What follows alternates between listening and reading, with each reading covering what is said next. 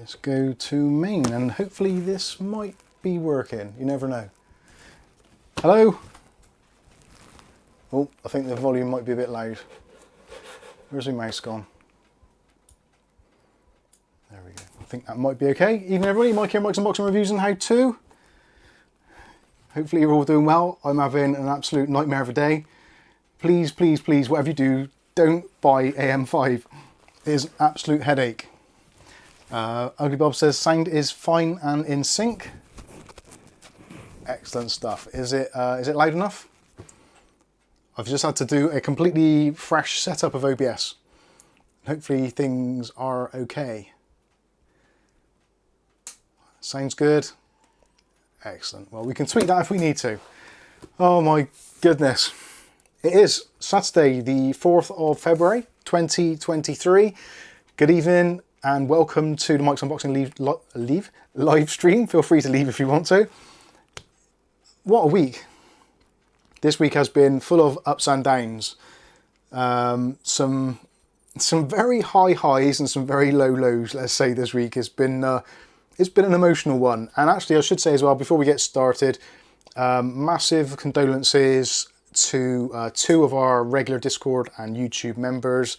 That is Lucky Man and also Loner over on our Discord, both of which have suffered losses this week. So our thoughts, prayers and best wishes go out to both of you guys.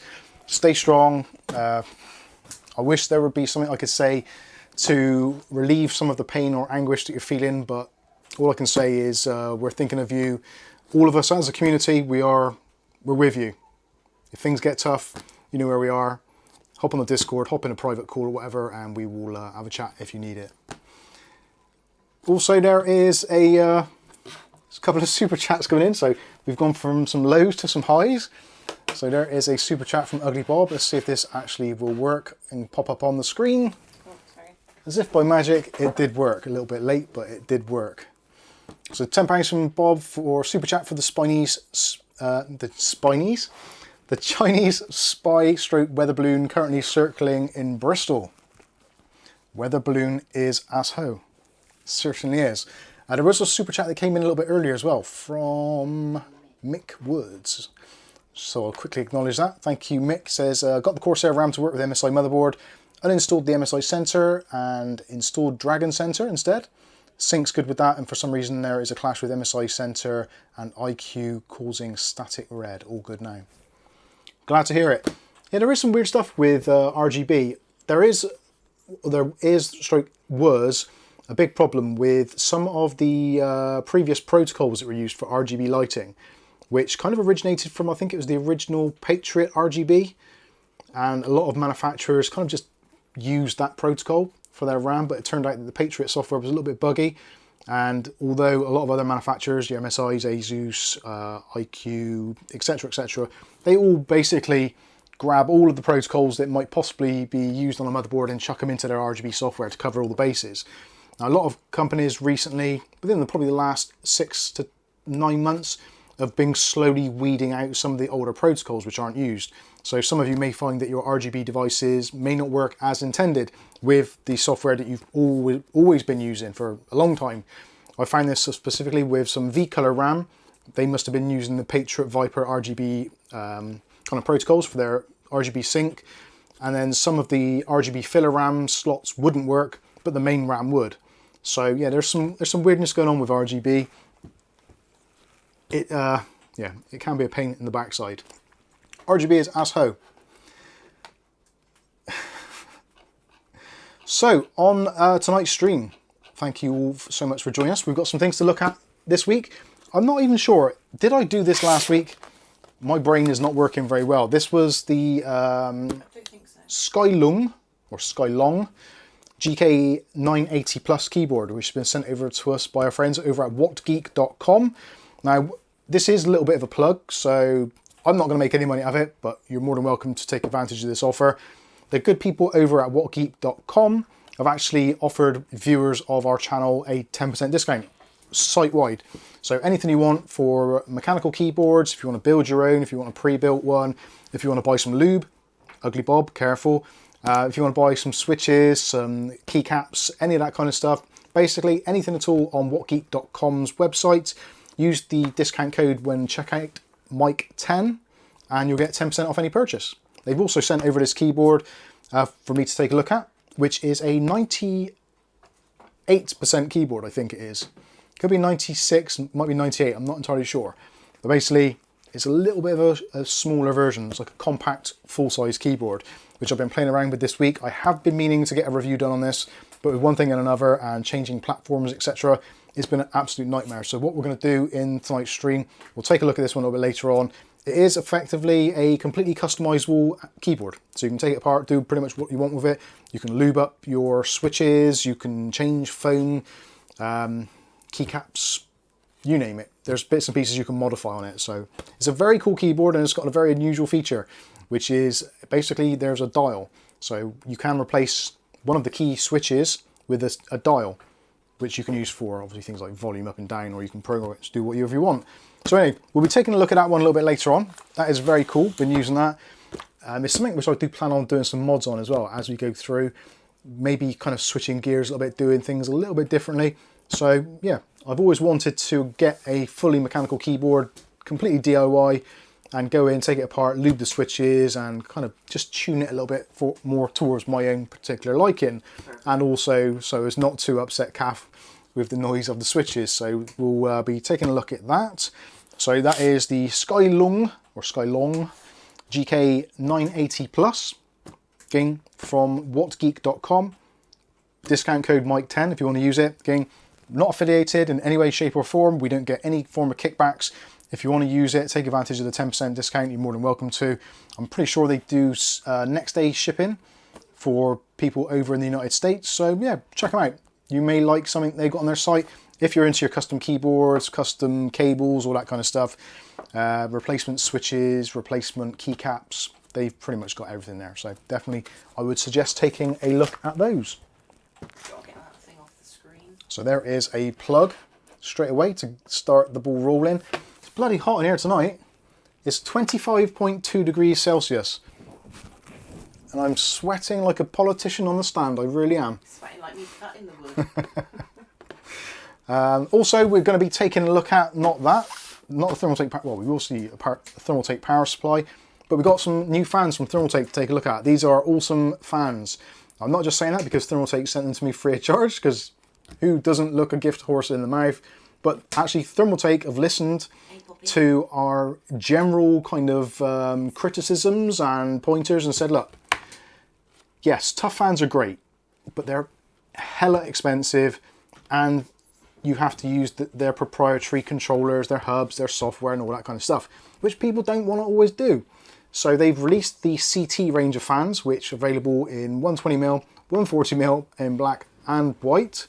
So will suit pretty much most themes and setups. But the best thing about them all is they're fully PWM controlled. They're normal addressable RGB. They've got some very, very cool wiring included in the box to make cable management an absolute piece of cake.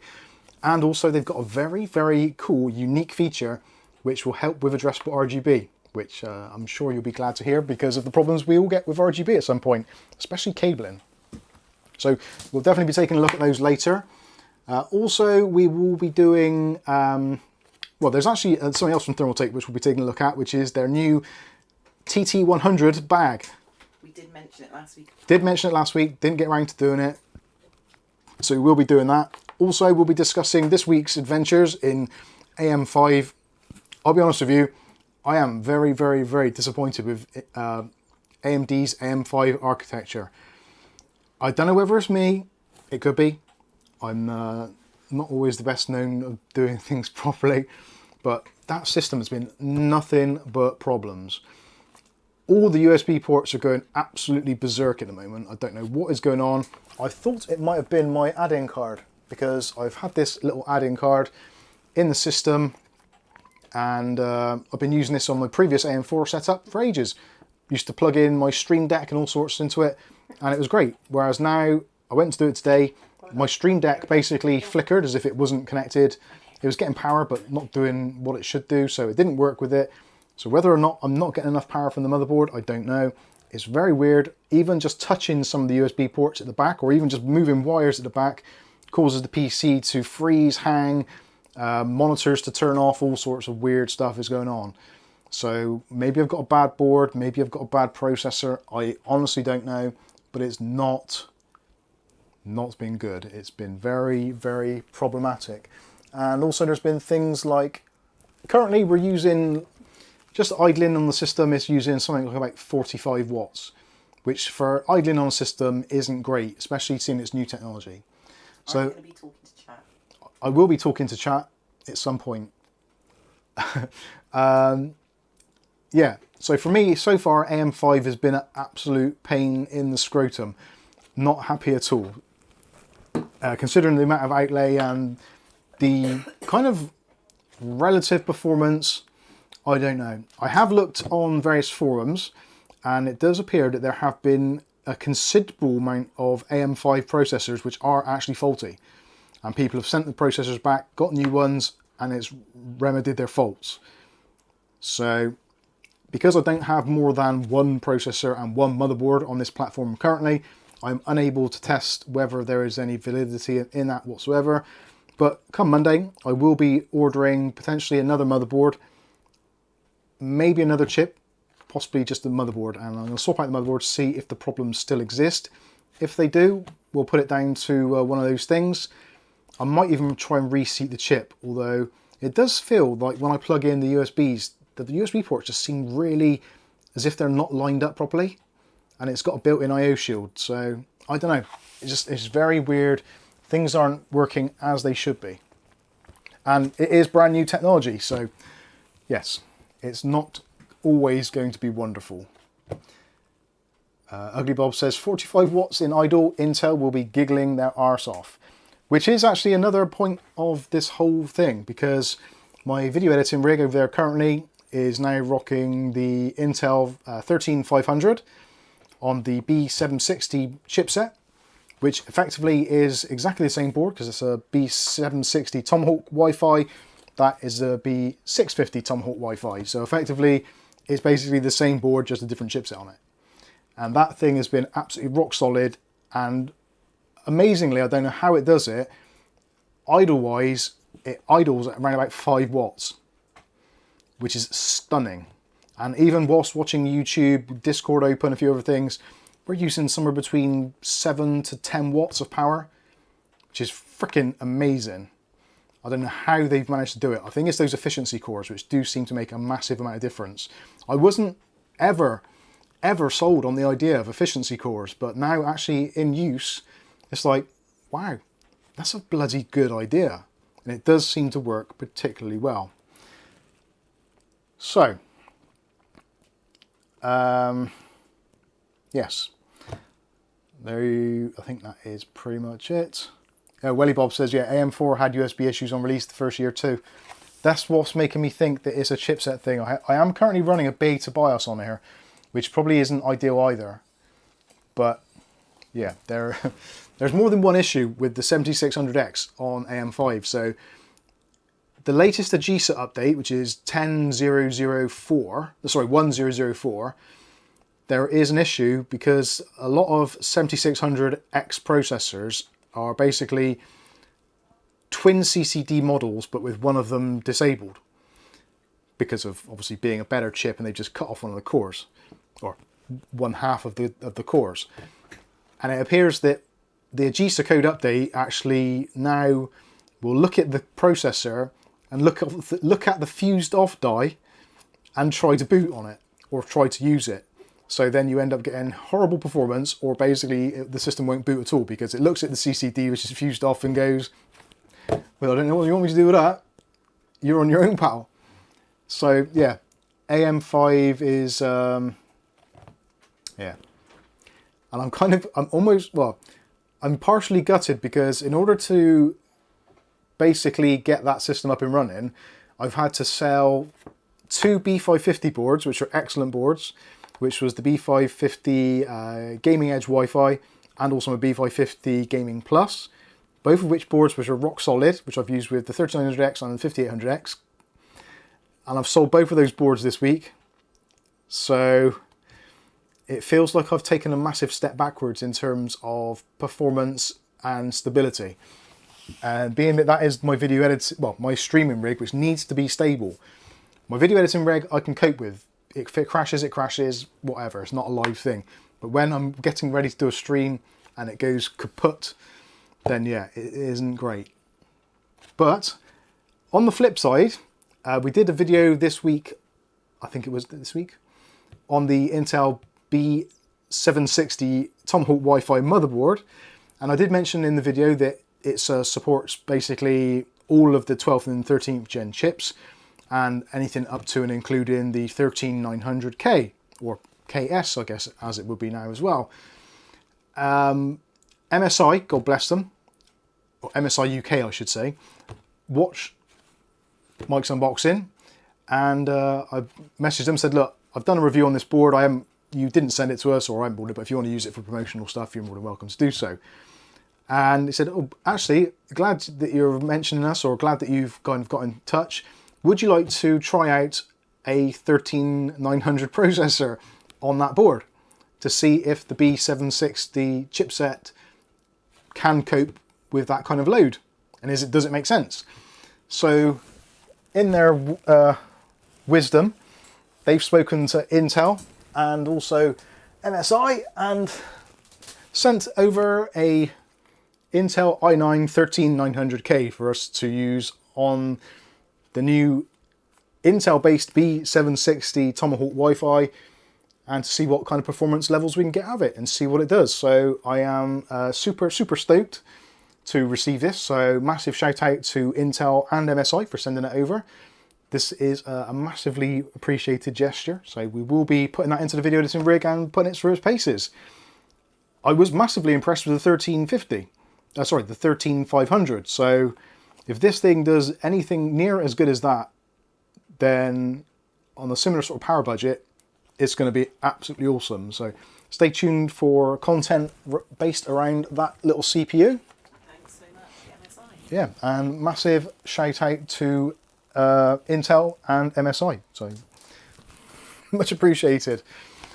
I do feel like I am a little bit of a shill in some respects, but as you all know, for the last 5 years or however long we've been doing this YouTube channel now, I've always had a little bit of a bias towards MSI products. I like them. I can't say that I don't when I do, and I'm not going to lie about it, and I'm not going to say that I'm 100% open to using anything, because I'm not. There's some motherboards and some brands which I just don't like using for either their software, their hardware, the way they do business, their stock availability, whatever it is.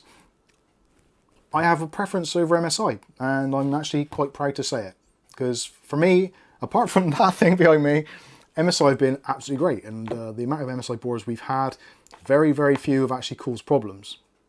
The odd one or two, which is understandable. But generally, as a ecosystem, MSI with their Mystic Light, their fan setup software, basically just the BIOS, how easy it is to navigate and get around, I think they're doing a cracking job. So I'm happy to promote MSI wherever possible, because it's just good stuff and it works for me. It may not be the fastest, it may not be the cheapest, but it does seem to be the most stable in my opinion, apart from that one.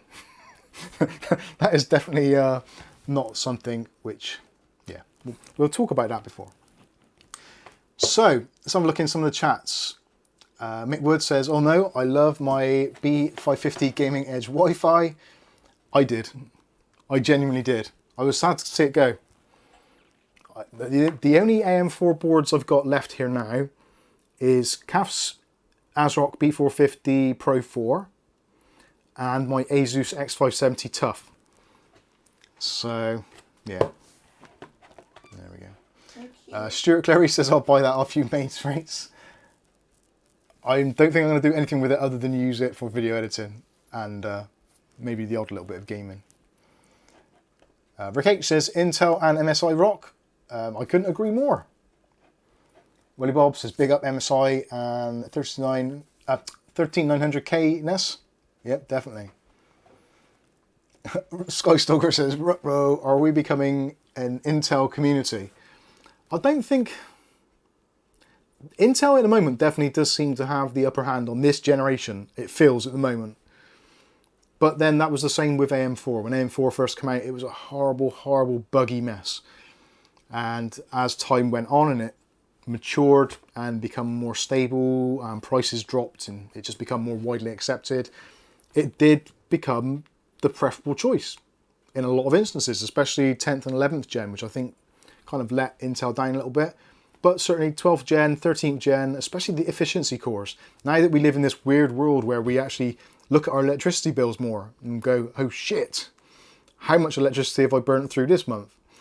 It does make a difference, and especially if you've got your PC on 8, 9, 12 hours a day, whatever it is. If it's just idling, that is currently idling at about, well, I don't even want to look. Actually saying that, I'm streaming, so it's going to be having a little bit of overhead on it, but to be idling at around about 45 watts on just the package alone is concerning, especially when Intel can do it basically a quarter of that, if not less. That is a big jump. If you add, well, it's basically like changing your light bulbs from incandescent to LED. The power savings there is very, very similar. 50 watt light bulb versus a 7 watt light bulb. I'll go back to I can't say it. I want to go back to those old ones. Kai Gaming says, are you going to be doing any giveaways soon? Potentially. Very potentially. David Underhill says, good deal, Mike. That CPU is $900 CPU in Australia. I'll be honest with you, if it was down to me and I had to actually go out and buy a processor, there is no way on God's green earth I would buy a 13900K. I wouldn't. You guys know me. I would err on the side of, not bargain, but value for money. I would probably, if it was me personally, I would probably go with a 13700 if I was going high end. I don't think I'd go 13900. I probably would go for the K over the 9 because there's like $30 difference, and the 13900K is inherently faster than a 13900, even though in fact they should be the same. But Intel have done that recently. The K SKUs now, if you just use them on a regular board, just plug and play, stick it in, you don't want to play around with it, don't want to do any overclocking or anything, the K series SKUs do actually have a slightly better headroom. They've got higher bin frequencies, etc. So there is actually a genuine difference. It's not like this one's locked, this one's unlocked. There is a little bit more to it, and it's a little bit more subtle now. Anyway, Alexa says, Intel is no more evil than AMD or Nvidia. Yeah, I think when it comes to companies being good, bad, evil, good, whatever, I think they're all pretty much of a muchness. It's just some do things better than others at certain times. AMD have always been the kind of the value champion. Arguably, that crown is slipping somewhat on their desktop platforms. Graphics-wise, I think they're doing a pretty decent job, especially the RX 6000 series. Arguably, I don't think at the moment you can get a much better bargain across the entire range. Intel are coming up. I would love to see Intel's drivers improve a little bit more for the A750, A770 to give a little bit more of a kick in the backside to the other two. It might happen, you never know. Anyway, I should say hello to those of you in the chat that have joined in, because I've been rude just talking about myself, which you lot probably don't care less. Which is totally understandable. Actually, I should change that to live chat. There we go. So Mark Point's with us. How you doing, Mark? Says, good to see AMD having the same issues with new motherboards. Yeah. Welly Bob says, AM5 equals ASHO. Yep, you're not too far wrong there. Kai Gaming, hey Mike, will you be doing any giveaway anytime soon? I'm sure I've seen that already. Really Random Views says, well, people upgrading to 5. Stuart Clary's with us. On the plus side, AMD promised AM5 support up until 2025, so that's 3 generations. Potentially. They might even stretch out longer than that. Who knows? Old Man Withers says, I tried a 7600X, not a fan, much prefer the Intel chips. Never had one go wrong, and they idle on not enough lecky to light a fart. That, my friend, should be the latest tagline from Intel on their sales line. Do, do, do, do, do. get our new processors, you don't even have to use enough lecky to light a fart.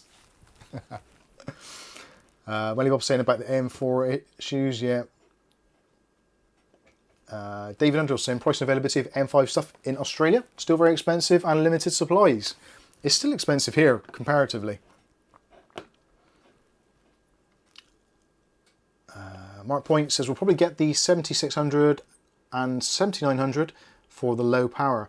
I don't think they have, well, in terms of low power, I think they still idle at roughly, Poppy, they still idle at roughly around the same, about 40 to 50 watts.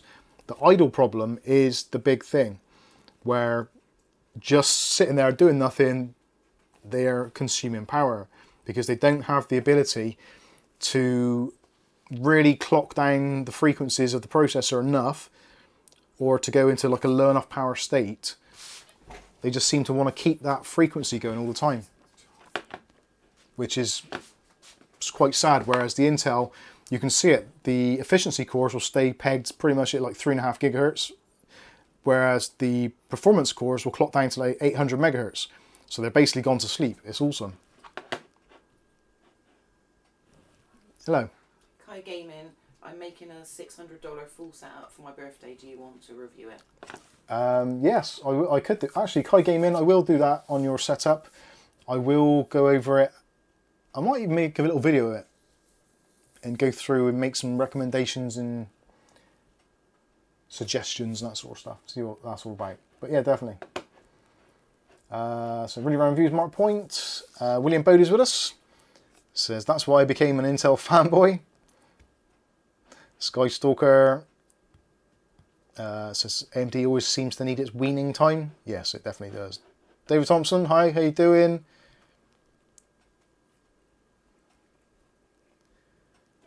Letter says, pleased to discover that NetPL Wiz still works on Windows 11. Now when I reboot my PC, it goes straight to desktop without a stupid password. Actually, you don't even need to use NetPL Wiz. You can literally just, we made a video on it ages ago. So you go to Windows 11 on the setup, just type in your username is no@thanks.com, password no thanks, and it basically throws a wobbler and basically lets you go in. So yeah, my PC behind me now, no username and password, just does what, just goes straight into Windows. Eventually. That's another thing actually, AM5 boot times are horrendous. Absolutely horrendous. I saw actually on Hardware Unboxed that's, I hope. Oh dear. I think that's it. I think we're back on. It says excellent connection there. Hello. Am I back? Yeah. Oh dear. So you can see there, literally I did nothing and it just died. It crashed. And it said it was memory. So I'm a little bit concerned. Is that working? Oh, my volume's up a bit low, isn't it? There we go. Is that better? There we go. Hey ho. So yeah, there you go. There is actual real-time evidence that it is a flaky mess. So I've just basically underclocked the RAM now. That is the only thing which I've changed, which seems to be making the whole thing worse. Earlier in the week, I did a review for some Thermaltake Toughram RGB, DDR5 6000 megahertz, which was on loan. It did seem more stable with that RAM. So I put in some Kingston Fury, which was rated at 5600. I've now dropped it down to 5200 just to see if it actually is going to make any difference. So yeah, there. Well, I honestly cannot apologise enough for the lack of the stream. So yeah, it is a very, very much a kind of to see what is going on. You have to go with the flow, unfortunately. So is this still working? Yeah. Why is that moved up to there? Oh God. Right, hang on. Why is that working there? So overhead. Why is that moved down there? Get back down there. There we go. Oh dear. Oh, I suppose because it crashed and it didn't save the previous setting. Move Daisy away from that fire. Daisy, you lunatic, you're going to burn yourself. Close, baby. Ah, dear. Okay. Kai Gamer says on my hey mic, I put the setup on Discord. Awesome. Andy Archer says, did you install one of those leveling plates on the CPU? I did on my Intel one, and it didn't seem to make any difference. I think the MSI B760 boards, they've actually put a really big strengthening plate on the back of the actual clasp. So I don't think the bending thing is an issue with that so much, but we'll see. I haven't done it for AM5. So, okay, anyway, let's get on with what we were going to do before this thing bloody crashes again. I know I've forgotten actually. Well, I haven't forgotten, but something I haven't done. Let's clear that screen. For those of you I haven't said hello to already, hi. Oh dear.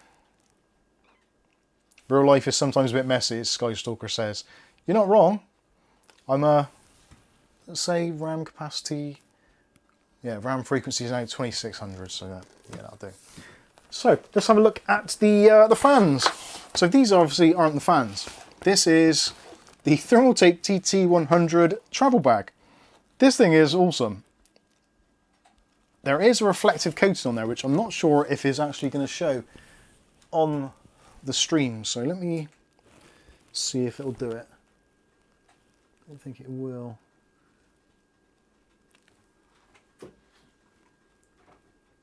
Basically, this front bit is that reflective, like 3M stuff. So if you hit it with some light, it should reflect. You probably can't see it. We'll ignore that for now.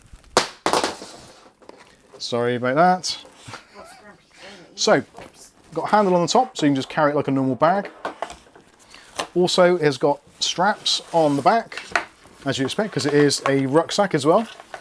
But something very cool about it is there's actually magnets.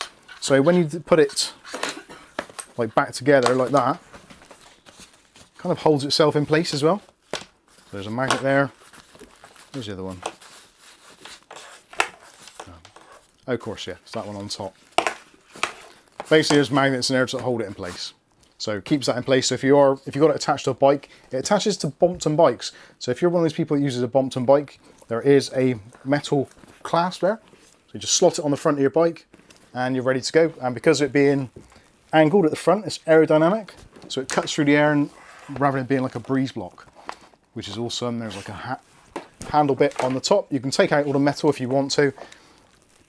Basically, it is a travel rucksack, 20 litre capacity, and you've got a section on the top which has access for things like your laptop, stuff like that, larger stuff, so it's all padded in there for your laptop. But where it gets very cool is actually on the inside.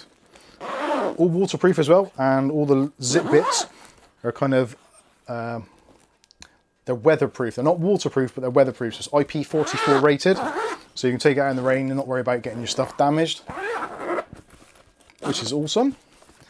And inside, you see, we have 1 pack of fans, 2 packs of fans, 3 packs of fans, 4 packs of fans. Turn the light to see if that makes the bag glow. Could do. There's pockets there. Stick all your bits and pieces in. You can put your lunch in here, your food, all sorts. There's a zipper as well for putting stuff in. There's a bit there for holding down USB cables. So yeah, it is. It's a very, very cool bag. Not cheap, but it is a very nice bag. And I'm not sure if that is going to reflect now. Shine the doodah on it if it works now. Don't know how to turn it on. Was it, On the end. yeah, pops. Yeah, I don't think you can quite get up from there, can you? Yeah. I don't know. Only my eyes is showing. Yeah.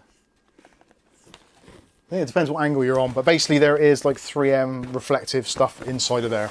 So when it's on the front of a bike, it basically acts like a massive headlight type thing. So even if your headlights aren't on, people will definitely see you because they'll see a big crisscross pattern. So anyway, this is if you're into cycling and commuting and stuff, this is awesome. And even if you're just one of those people that just travels a little bit. Like I said, that bit on the bottom, the whole plastic and metal frame, which goes on the bike, you can take it off as well. But I've actually found when you wear it, you don't have to worry about it being uncomfortable because it's all really nicely padded and you don't even notice that it's actually there. You just might see there's indentations there. That's where the magnets meet up to kind of keep it all in place. Logo on it. It doesn't have a delivery logo on it. I suppose you could ask for that and they might do it. The clasp is actually very cool as well. So this has got the field lock, I think they call it, or fiddle lock, or fidlock. It's a German lock. So rather than being one of those plastic clasps that you spring in, it just magnetizes. And it's really strong, but if you want to undo it, you just pull this tab and the magnets come out and it lets go. So it's like super strong, it's just very well done, very well padded. I'm not into bags, to be completely honest with you, but this thing is actually pretty cool. And I like the way that they got the magnets situated there so that when you're not using it or you're carrying it, it's not kind of like dangling around too much. Like the straps all over the place. It's a little bit fiddly to get them into place, but anyway. Ooh. Dropping everything. You get the general idea. TT100 travel bag from Thermaltake. And no, you don't get the fans free with the travel bag, as much as I would like to. He likes it. Mub deliveries, yeah. Sorry, the mub deliveries. So now we can take a look at the actual fans. CT140s, both in white and black, I hope. Hey, that was good. And we've got the same here with black and white. So 120mm, 140mm. Basically, they're the same as the Tough fans, which you've probably seen on the channel before, but the Tough fans didn't have RGB, or at least they didn't to start with, not in the normal traditional sense. And they weren't at really a sensible price. They were quite expensive for what they are. These have come in at a pretty good price. It's a 2-pack, and starting price is somewhere in the region of about £25–30 for a pair, which if you think the what are they called, the Corsair, the SP120 ARGBs are £15 each normally if you're buying them, or I think the 3-pack you can get sometimes a little bit cheaper, about £39.99, something along those lines.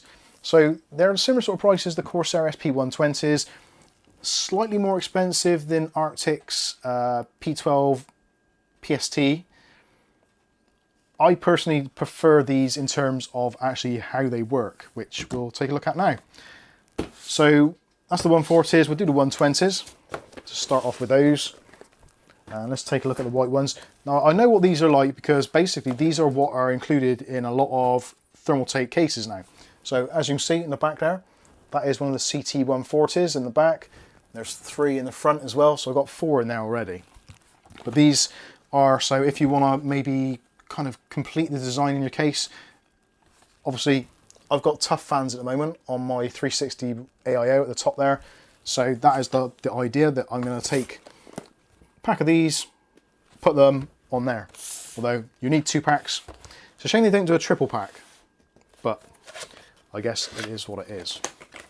So in terms of what you actually get in the box, it's actually a nice little kit. The one thing which I said about these at the beginning, when I did the case review, is the fact that the cables are too short. Because they're designed with kind of radiators in mind, or just the way that people build PCs now. So the cables on the top are basically that. So they're pretty short. So you're looking roughly, what's that, about 150mm, thereabouts. And that is with, That's 10 inches. and that is with the pass-throughs. So the ideal scenario is that if you've got them in your case. Can you say hello to Caesar? Hello, Caesar. So if you're putting them into a system and you're daisy chaining them, it's basically going to cut down on some of your cable work, because you can just plug them in. And you don't have miles and miles of cable to mess around with. So it's nice and easy to cable manage. You can just tuck those down the side of your radiator or whatever. It's very simple, and also you can do the same with the RGB. So just take off the cap off there, plug it in, Make sure you get them marked up around the right way. He says, oh, no he didn't. Have I bent that already? No, there we go. So it's basically pretty straightforward. So obviously plug in your cables, plug it into your headers, etc. Daisy chain them, do whatever you want to. Excellent stuff. But one thing which always troubles me with this sort of setup is the fact that the cables aren't long enough. So you're kind of stretching cables across to get them to where you need to be. So in the accessories kit, we have an extension PWM and an extension addressable RGB with pass-throughs as well. And you get two of them. Obviously 2 fans, 2 extensions. So if you do want to put maybe 3 fans at the front, 1 fan in the back, and you're thinking, well, how the hell can I connect them? I can't daisy chain them. Well, you can, because you've got extensions, which makes the whole thing a lot easier to do.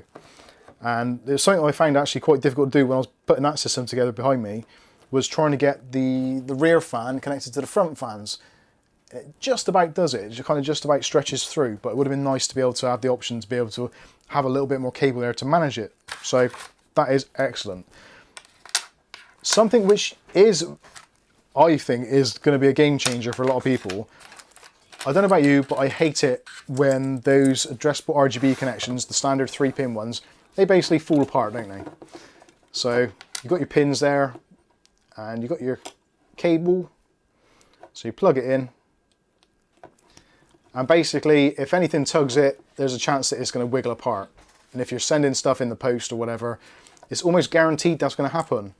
So Thermaltake have made these. Thermaltake logo on a little bit of plastic with some ridges inside, which basically clamp over the top. So you push it over and it locks the cables into place. Your addressable RGB cable can now not come apart because it is clamped into place. That is freaking awesome. I think that is the most genius thing I've seen in a long time. I've so often used just a bit of black electrical tape to tape these things together. And the fact that they've done it all and they've color coded everything as well. So if you get the black fans, you get the black cables and clamps and all that kind of stuff. And the white ones, white obviously. So yeah, it's very good. The little clamps in there, even got the little TT logo on it. I think that's brilliant. I genuinely do think that is brilliant. It's little things like that which do make a difference to building. It makes life so much easier. So the fact that you've got excellent fans, which are very quiet, they actually look quite nice as well. They've taken the blades right up to the very edges as well. So they're making the most of all the available surface area. The way they've actually saved money is they've hollowed out the corners. That is essentially it. So rather than being a full chunky piece of plastic, they've just taken that bit out. It's still very sturdy and there's almost no flex to them whatsoever. And you've still got your rubber grommets on both sides to absorb all the vibrations and that. You've got nice little Thermaltake logos on every single edge. Even the one with the cables on, which is kind of daft really, but it is on there. You've got a 7-blade design, I think.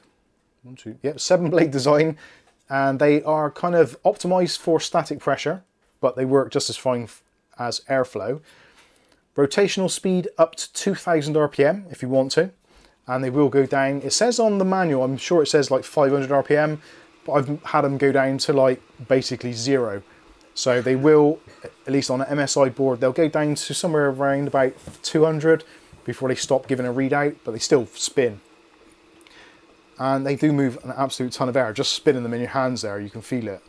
So these are using Thermaltake's new, I think it's the 6-pole motor, which is the same as in the Toughram. So basically it's the same hub as the Toughram, it's just the surround is different, and obviously they've added in addressable RGB, and they put the cables in a sensible place. I don't know why Arctic did it with theirs. They put like one PWM out that side and an RGB out that side, which makes for some incredibly challenging cable work. So yeah, I'm very good. So yes, they are brushless as well, and also they have a fluid dynamic bearing. So longevity wise, they should last a long time. So I think we should just fire them up actually and see what they're like. I'm going to check out some of your comments. Poppy's impressed, as Matthew Tate. Lucky Man says that's a really good bit of kit. Andy Archer says they could be printed too if the file were made for them. That's actually not a bad idea. Thermaltake have always been pretty good on stuff like that, so they might actually release them.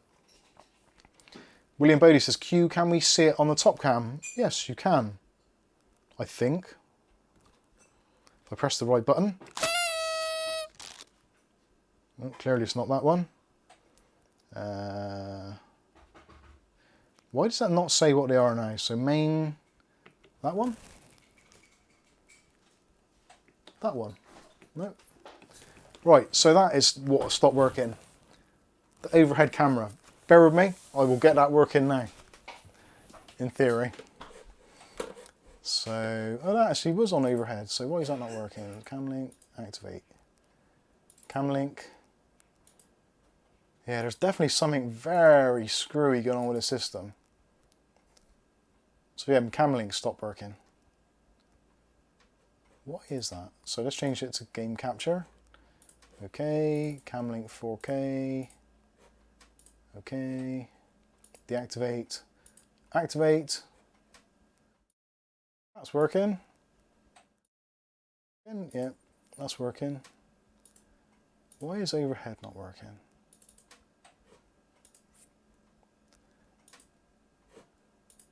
Right, I don't know why that isn't working. This is what is wrong. There's something definitely a bit weird with these USBs.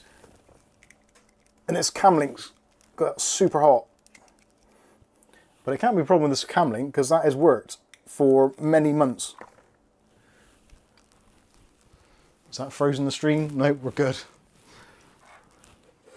I'm terrified to touch the bloody thing. Right, that's working. So that just needed unplugging. Can you still hear me okay?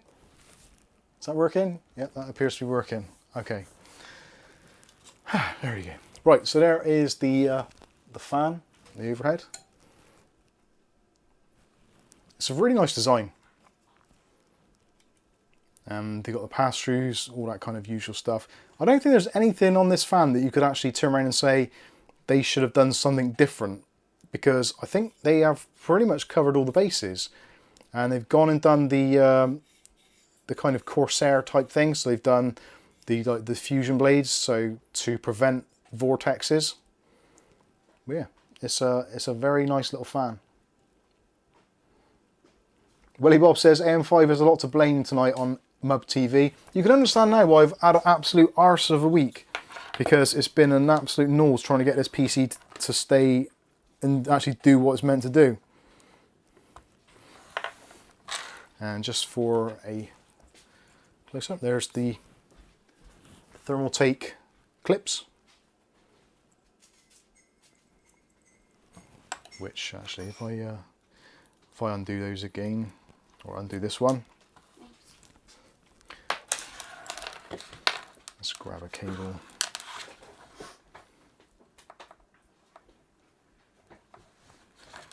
So there we go. So you've got your two like that, and get that roughly in the middle,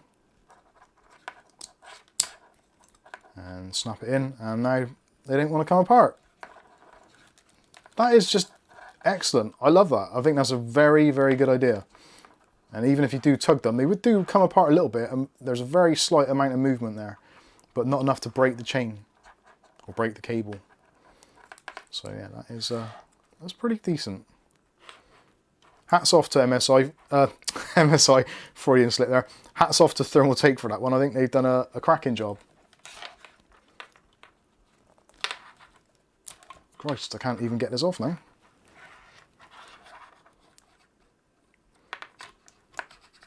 Come on. Make a build with these fans. Well, I've kind of done a build with them already in the one that's behind me. There we go. Cool. They don't want to come out there very easily, so I suppose that is part of the idea. Right, let's get these things fired up and you can see what they look like. The CT120, well, basically, I should show you those, I suppose. Let's put that to one side. So, got the CT120 ARGB. Spec-wise, 2.23 millimeters H2O static pressure, maximum noise output 25.8 dBA, take that with a pinch of salt. And PWM 500 to 200, 500 to 200 RPM. Did you decide if a portable 15-inch monitor would be of any use? No, I don't think it will be. Currently, Welly Bob? No, I don't think so. I think the way things are at the moment, I think it would be just adding another layer of complexity to my already. Oh crap! Do you want a knife? Yeah. I don't know how sharp it is. There's about 30 knives over there.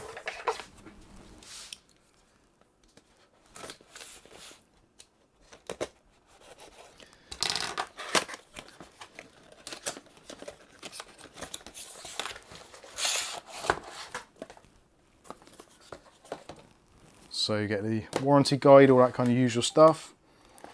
And there's the fan. I think they look, actually the black ones look really nice. They've done them in a really nice finish. It's like a satin matte black on the outside, but still really strong. There's like no flex to them whatsoever. They're absolutely rigid. And again, it's the same deal. So you get 2 fans, 1, 2. And you get the accessories bag. You haven't seen the RGB. I know, we're going to do that. That's coming up. So there we go. We've got the Thermaltake little black clips again with the TT logo. Something like that is very impressive. And obviously black tape cables, because you don't obviously want your cable showing if you've got a black rig. You also get 2 sets of screws, so you get radiator screws and also case fan screws, depending on how you're mounting it. So let's get these things fired up, shall we?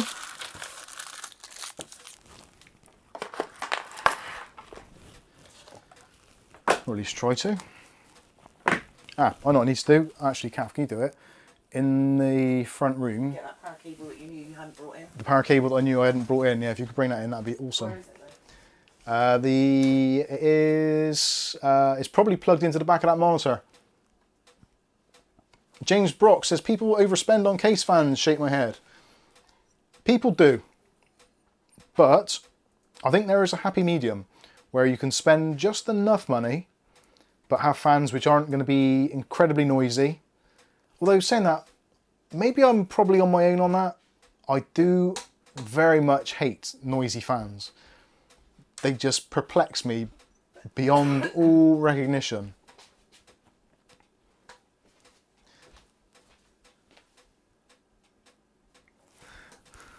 Thank you. Sorry, just reading Bob's comment there. Yes, that is a very good idea. We should definitely do that. Unite them all in harmony.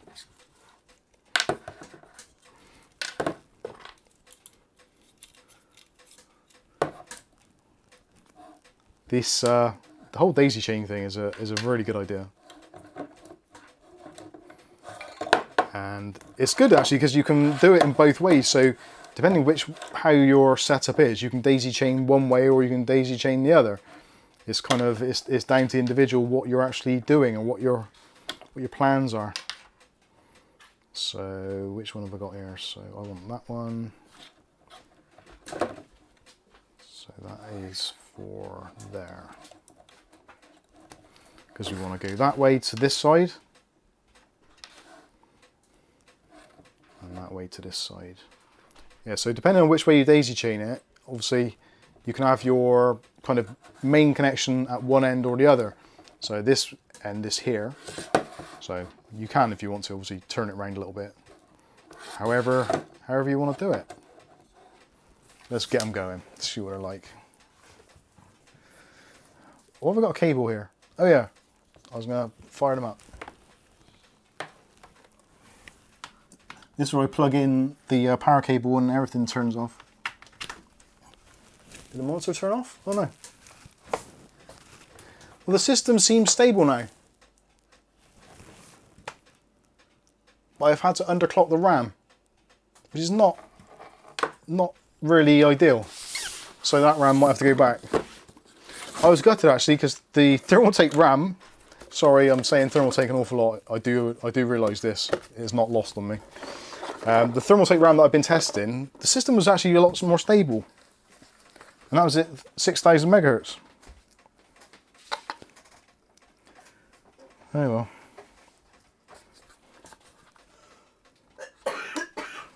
So let's just fire this up. And what do we want? We want some SATA. Let's have some SATA. Peripheral SATA. Don't need that. I cannot believe how hot it is in here. It is 26 degrees. It's like the middle of summer. Kath's chucking on wood on that fire like it's going out of bloody I fashion. only put a tiny bit on to keep it going. Can you open the window a little bit? Is that right, or are you going to be too cold? It's not too bad, but I'm taking niacin at the moment, so I'm flushing like hell. Whew. Kids, don't take niacin. Hey Mike, I was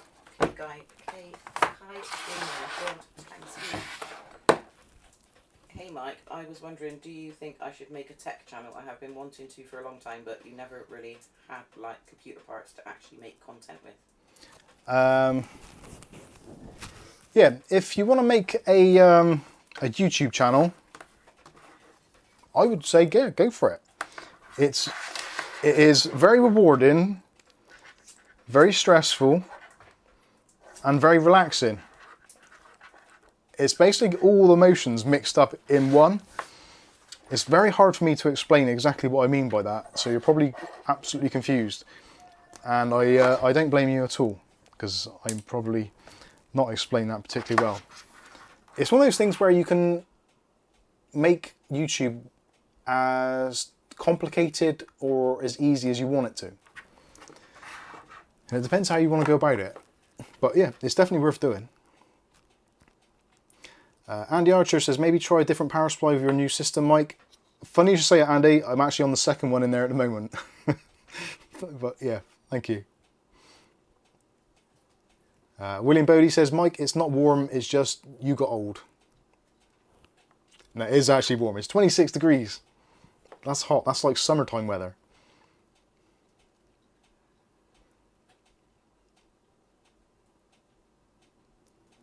So let's turn the fans up. Now that is on full blast. That's 2,000 RPM. And they're vibrating on the table. That is moving an absolute ton of air. Almost. They're not silent, but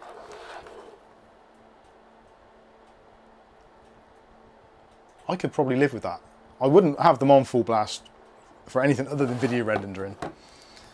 So let's try 50%.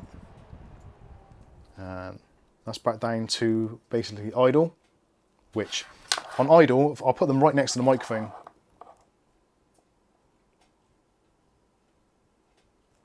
You won't be able to hear them. I cannot hear them at all. That is entirely silent. Normally, when you get any fans which are a little bit on the cheap side or not particularly well built, you will definitely hear some sort of clicking or electrical noise from the hub. But there's absolutely nothing. Those hubs are silent. Let's try 50%. Most people will have their fans at anything up to 50%. And again, even vibrating through the table, which they're not because they're really well balanced. I can hear the PC behind me more than I can hear this. They are incredibly quiet. The temperature gone down. Let's see if we can get the temp. Actually, my temperature's going down. This is great. I'm gonna keep these suckers on. Let's get some RGB going. Reminds me a bit of Dum Dummer where the headlights coming towards. Kai Gaming, question, what would be the best cheap cars to build for a beginning builder? I'm hoping that's a typo. Either that or your medication's wrong. That isn't it? If you mean best cheap case,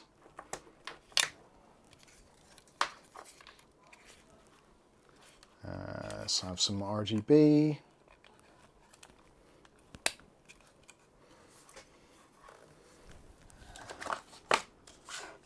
And well, you can see what the lighting is like. It's actually quite vivid. Not sure how it actually on screen it doesn't look too bad. They do look pretty good. Have I got what case? What case?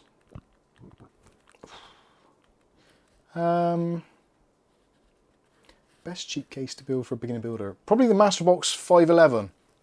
That's quite easy to build in. Or maybe the Co-Link Citadel if you're going Micro ATX. Co-Link Citadel Mesh, that's a very simple one to do. So that is on the lowest brightness.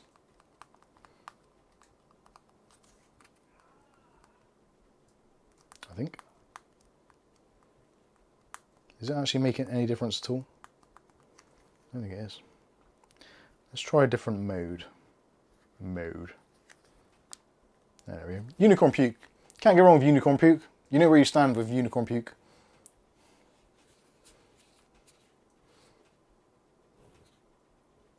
And they're so quiet. Now, they're not the cheapest, but given the choice, out of the three, between the Corsair SP120s, RGB, the Arctic P12 PWM PST, and these, and I suppose you could possibly also put in there the Noctua AF12s. I would say these would be the ones that I would go with, personally. Just because of the flexibility of the options. It's got the lighting, which you can control with a motherboard, or just a regular ARGB header. That's definitely a tick box for me. You've also got the pass-throughs, like you have with the Arctics. So again, that is excellent. You don't have the weird wiring of the Arctics. You have the noise profile of Noctua, and the airflow of the Corsairs.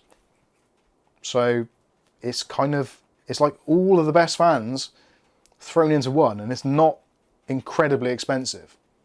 Like if you're putting a lot of them into your case, clearly it is going to add up. But that's the same with any fans. You could, if you want to, just go with some Arctic P12s, the standard PWM ones, non-RGB, buy a multi-pack of 5 for what, 30 quid or whatever they are nowadays, and be done with it. But if you do want a little bit more, and you want your RGB lighting, and you want a little bit more static pressure and all that kind of stuff, I can't get how quiet these are. Normally on the desk, these make a noise, or other fans do. In fact, square up them a bit and make it a bit of a only fans. No up, so they're like the headlights. tell you what I'm going to do. I'm going to get one of the Arctic fans and plug it in, just to give you a comparison. I think it was welly bobs, so they don't look very bright on video. Quite nice in real life. Yeah, I think that is... They're not overly bright like that round. Now the Arctic ones, I'm guessing are going to be... They should look brighter.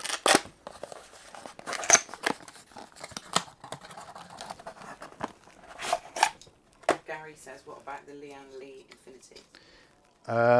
The Lian Li Infinities, I would say, are probably very similar, but they're kind of more...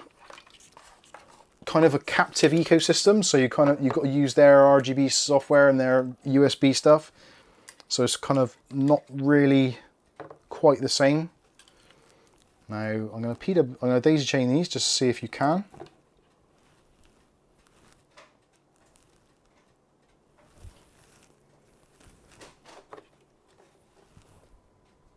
Right, there's definitely more noise coming from that, and when it's on the desk there's more.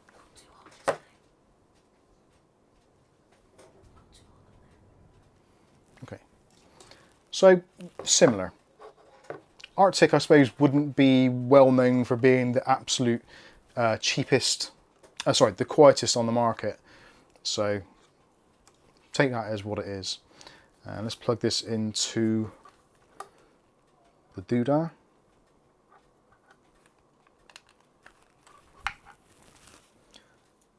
I can't really tell from here. I would say they're very similar in terms of lighting. I would say possibly the Arctic might be slightly heading more, slightly paler, possibly. I'll have to come and have a look on this side.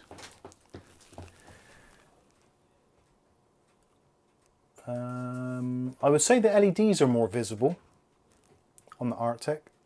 Actually, you can see where the LEDs are.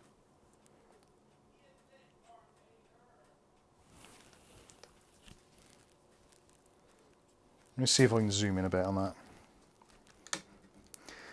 If you can hear our son, I do apologise.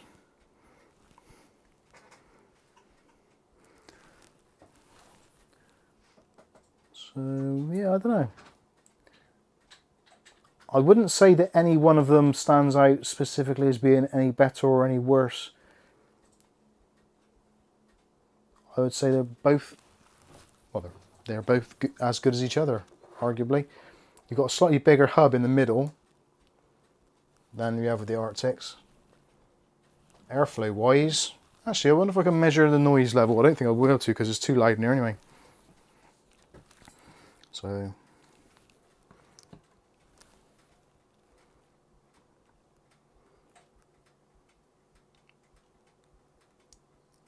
that's from British about 51.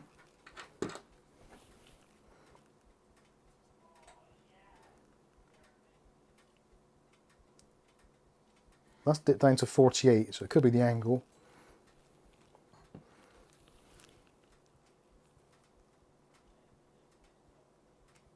Yeah, that dipped down. So not a particularly scientific test, but effectively, compared with the rest of the noise in the room, which is actually quite quiet tonight, it's yeah, pretty decent. Muchos impressivo. And slightly more impressive is the fact that the PC hasn't crashed yet. Not sure if the USBs are working. Oh, got to start somewhere. So what do you think? Let's have a look in the comments, see what you guys are saying. Kieran says, the Arctic seems smoother to me with unicorn puke. Yeah, you might be right there actually. I think the Arctics have got more LEDs, which would make it smoother. So we got 1, 2, 3, 4. You know, 1, 2, 3, 4, 5, 6, 7, 8, 9. So there's 9 LEDs on there, and I'm sure the Arctic has got 12. 1, 2, 3, 4, 5. Yeah, there's about 12 in the Arctic. So there's more LEDs in the Arctic. So you are going to get a smoother thing. Ooh. Can you hear that now? The vibrations coming through. They're both on the. They're all on the same desk, but the Arctic is definitely making more vibrational noise. Can you hear the difference there at all, or is that too quiet? If we get closer.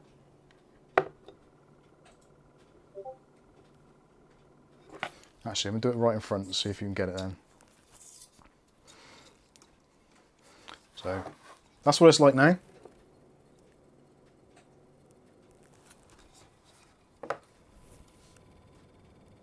Can you hear that ticking? We're at the lowest point.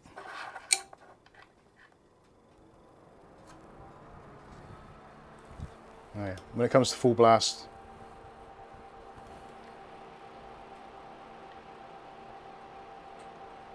Yeah, it's definitely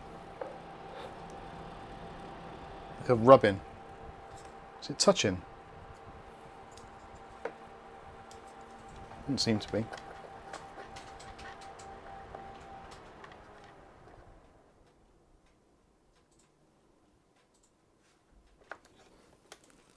So I've turned that down to basically 0. So one benefit the Arctics have is they do 0 RPM. So if you turn it right down to 0, it will stop. Maybe for most people you probably don't want it to stop entirely, but for some people you might want that, I don't know. I prefer it so that if it's set to the lower setting, it will actually still continue spinning, just so there is a little bit of airflow. Yeah, so you add a little bit of juice and it will start going.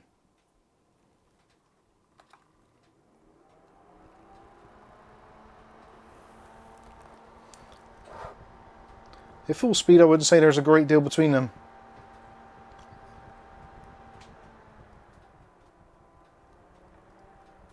Ramp up and ramp down.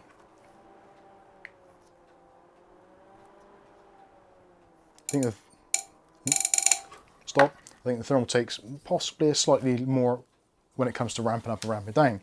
So let's add a few more to the mix and see if we can daisy chain some more into this. Which way is my daisy chain going now? Of course, those don't have daisy chain. Oh, they do. Right. I'll just take another spur off of there. All good fun. This is going to be fun when I come to packing it all away. There'll be bits of RGB madness everywhere.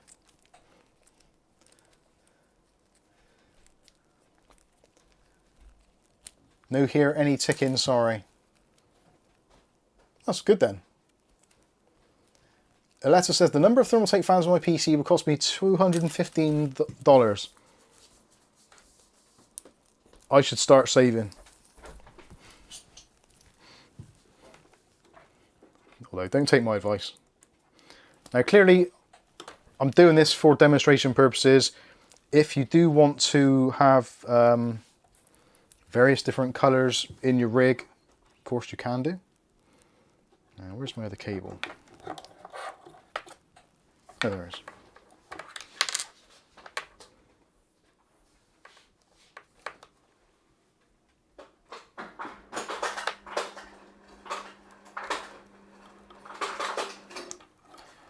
For those of you wondering, that is the ice machine. George is getting a drink because he just doesn't care about streaming. Does he smile? I don't know. He had no interest at all. Swine. Right, let's juice these up.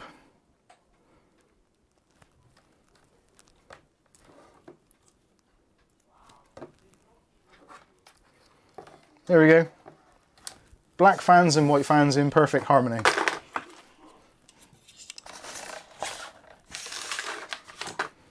Let's chuck in a couple more. I'm not putting it in the middle. Come on, Lucky Man wants you to have your fingers in the fans a few times.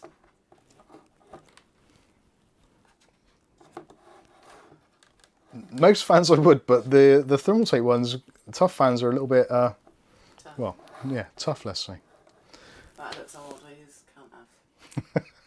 You need one white on one end and It's nice and cool white there. in the middle. What's it gone down to in here now?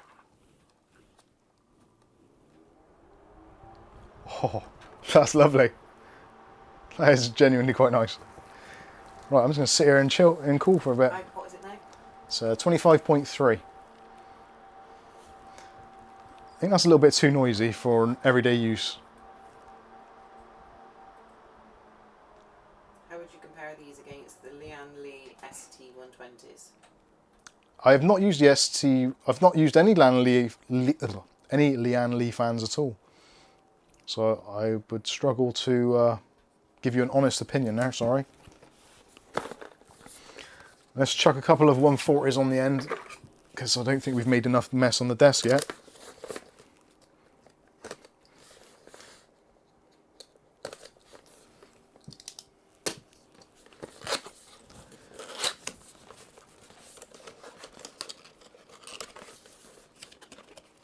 What's that? Talking about the way I smile? Skystalker, hashtag all. I'm really unhappy to hear Mike's AM5 story. I thought it was going to get better fast. I thought it was going to get better fast as well. It'll be... You doing, Daisy? It's been a bit off tonight. Come on, too hot by the fire. Daisy's getting old. Bless her. Let's chuck a few more shrimps on the Barbie. Stay on me. You're okay. You're okay. Daisy chaining, daisy chaining. I wonder where this actually gets to the point where it just basically stops. Not enough juice there. Where is my last RGB? Right there.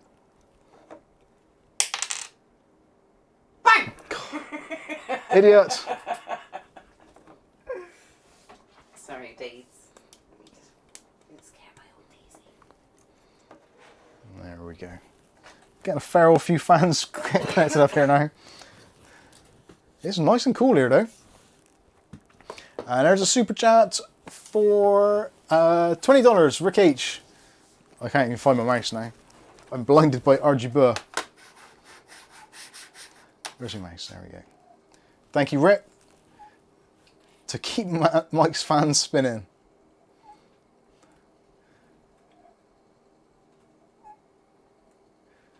Willy Bob says Mike's feeling a bit breezy.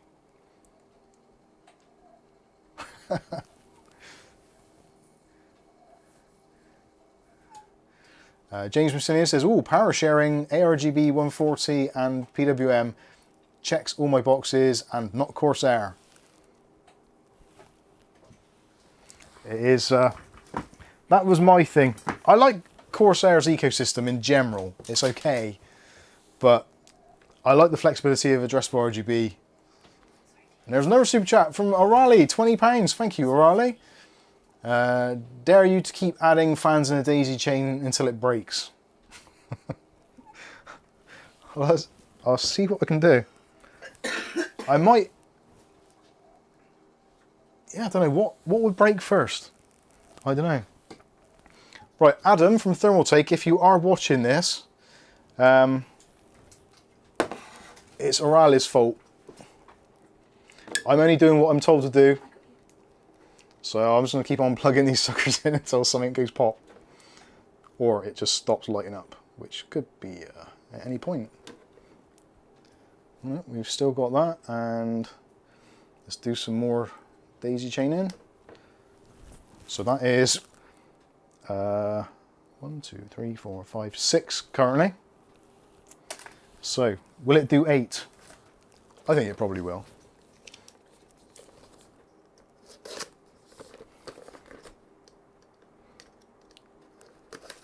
Did you bring in a cup of tea? Oh, you did bring a cup of tea. Ryzen 5600 or 5600G? Ryzen 5600 or 56G. Depends if you need onboard graphics. If you don't need the graphics, don't buy a G series, because it's not a good idea. In fact, it's a bad idea. Yeah, if you're building a PC these days, it doesn't make any sense to go with a G series CPU. Really doesn't. Unless obviously you don't have money for a graphics card. But then if you haven't got money for a graphics card these days, even just a cheap one, yeah, it's tough. Some M&Ms up your shirt? No, it's just the way my trousers hang.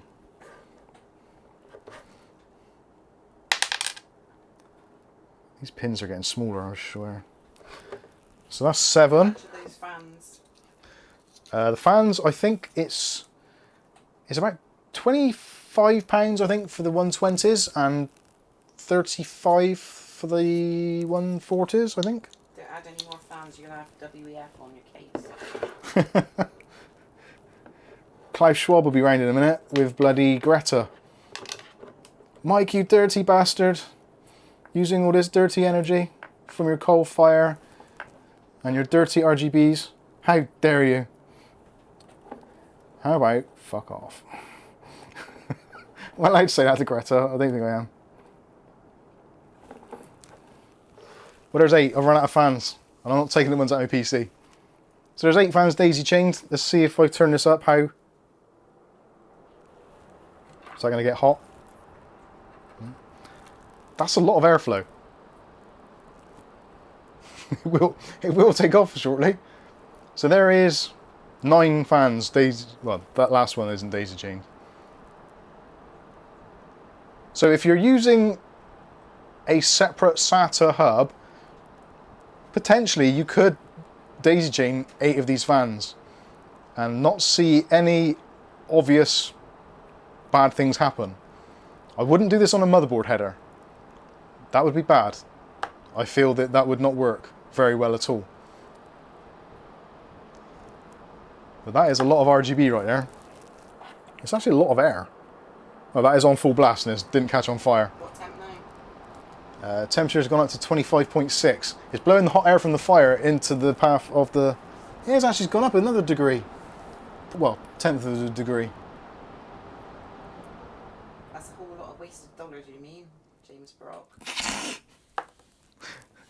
Good old James. Now that is actually, that's on their lowest setting. Oh, this bloody cable. And it's Gaming. It's silent. If I already have a GPU, but the 5600G is cheaper than the 56, should I just keep? Yeah. Unless it's under a return warranty or return window, in which case I would send it back. The 5600G is cheaper than the 5600 for a reason, because it's not as good by quite a margin. Stuart Cleary, €20 super chat. Thank you very much. Says Klaus is an empathetic human being, lol. That's very restrained for you. I was expecting more. Is he human? Yeah, when you said human, like, can you kind of define human?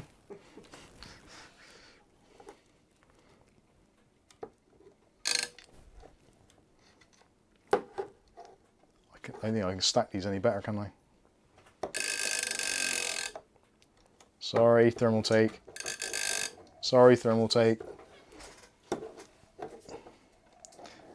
And there's another super chat coming in from Gary. Who's this Gary? He's combing his hair. He's combing his hair. If you haven't seen the hairy legs, boys. Yeah, if you haven't seen Weird Science, you won't understand that reference whatsoever. Gary's with $20 super chat there. Says use your premium CD key link for Windows 11. Thanks. It's a great money saving. I've actually used it this week myself. In order to do what is going on here, all this madness you can see happening, I've actually had to sell two PCs this week to part fund some of all this crap that's going on. So I've sold 2 PCs this week and sold 2 motherboards and returned another motherboard to fund my semi-dying AM5 system. That pisses me off. It really does piss me off. Yeah, I'm not going to go there. It's enough. I'm not going to say any more. I could have swore I saw something from... Oh yeah, Skystalker says, the 5600G is a great chip, you just lose some cache for the APU. You do lose some cache, but you also lose PCI Express Gen 4 as well. So if you're using it with... You decide eventually to pair it with a PCI Express Gen 4 card, you do get seriously hammered in that regard.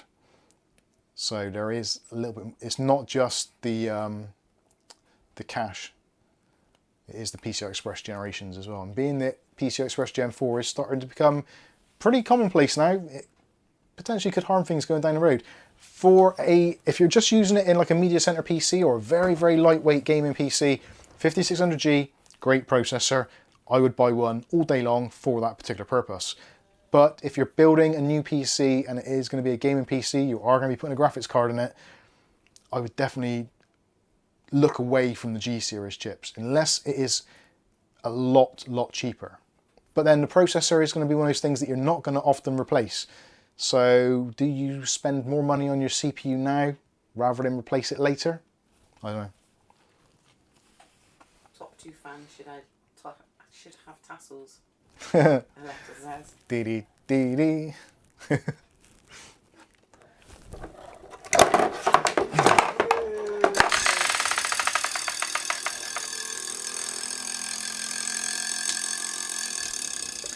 For anybody who has had spokey dokies on their tyres or wheels when they were younger, you'll recognise that noise.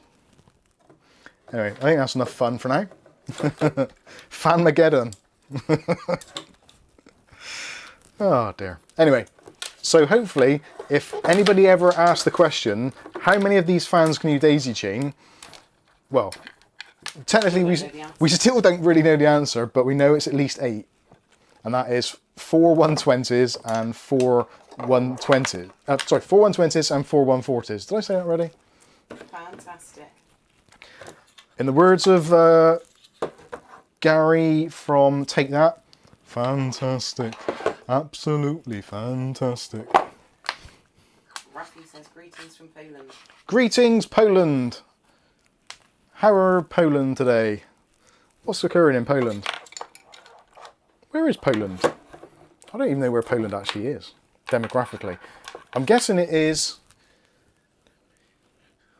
Western Europe? Or sort of Central Europe? I have no idea. Freedom House 1984 says, I'm a fan. Bless you. Aletta says, never had a bicycle. I started off on a Kawasaki 250 dirt bike. Nice. Mookie says, add in the Arctic.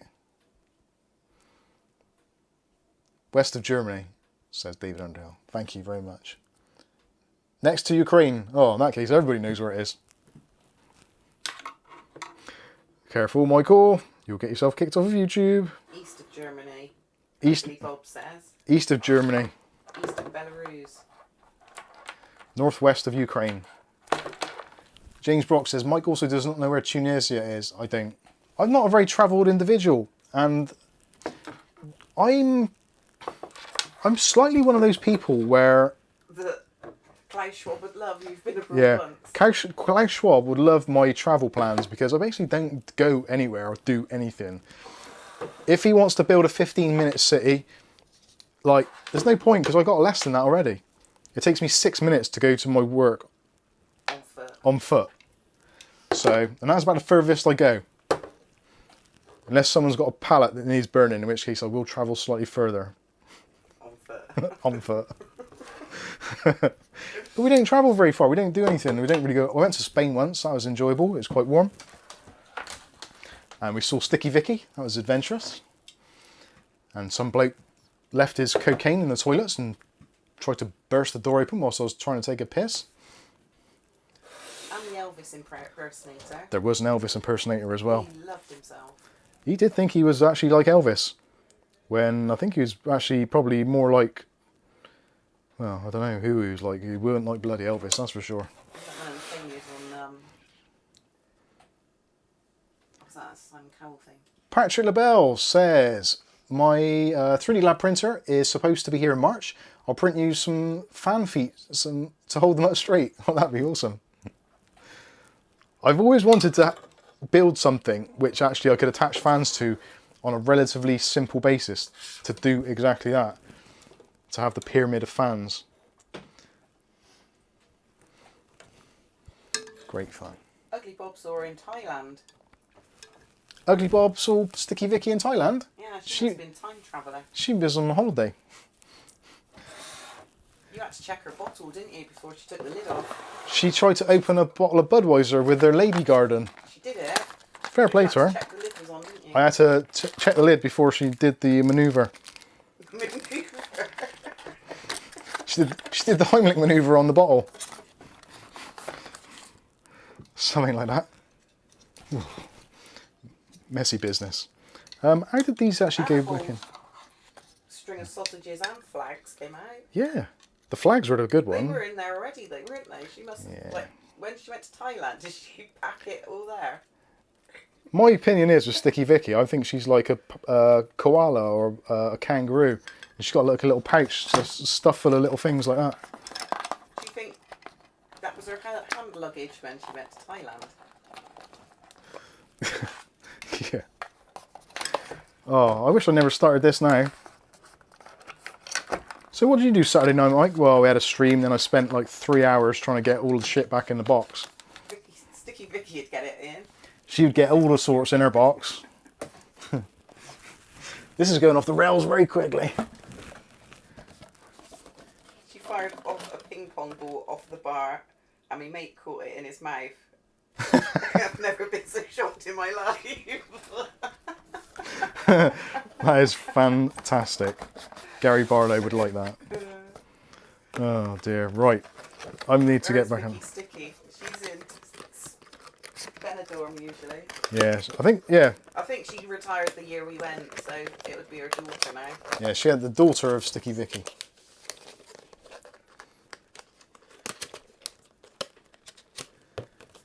Right, so I'm going to pack these away, and we should what else was there to discuss? I was going to discuss other things, but AM5 has really chafed my ass this week.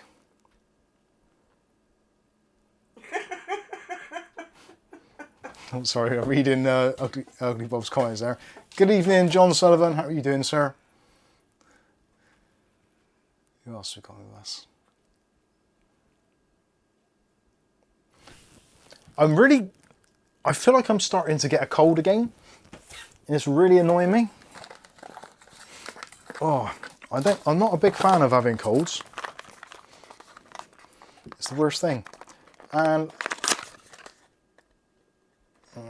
that seems to be okay. I don't want to get all that out, do I?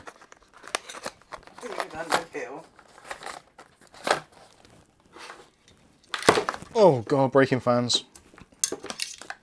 I suppose I should have got all the Arctic ones out as well, actually, shouldn't I? And give you a demonstration, because I've got 9 of those. We could have beaten the record.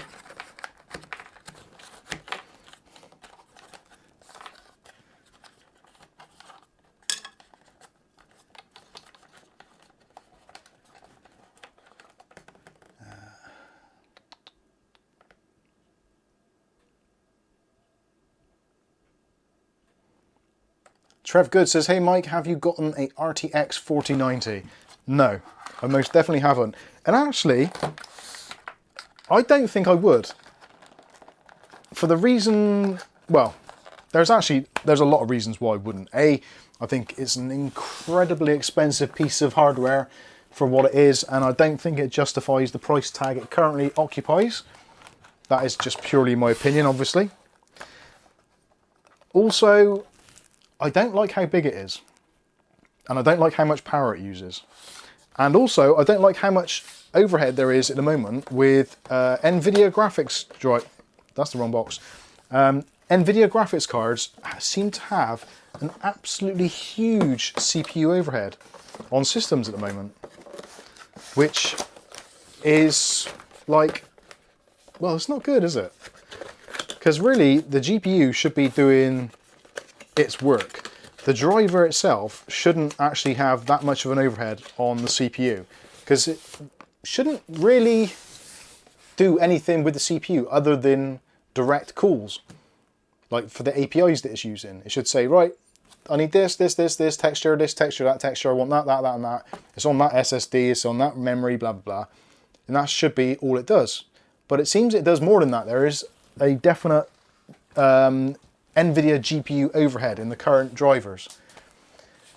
So yeah, it's a weird thing. So I'm thinking, currently as it stands, AMD are doing very well price-wise for graphics cards, and their driver, albeit slightly flaky at times, isn't bad. So really now it's kind of,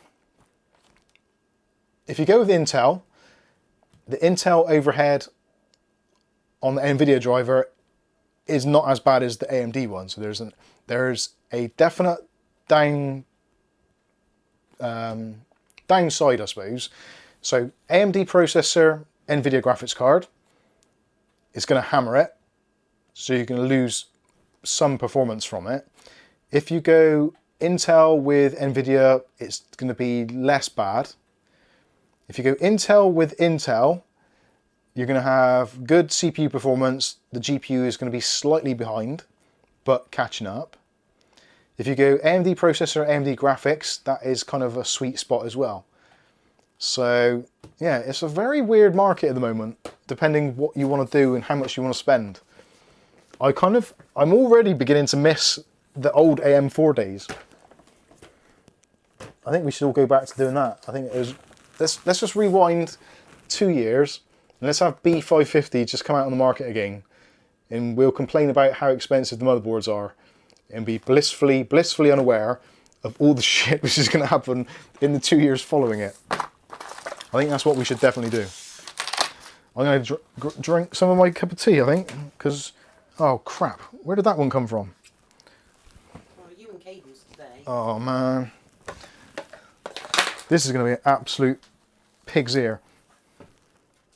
I blame Thermaltake entirely for sending them.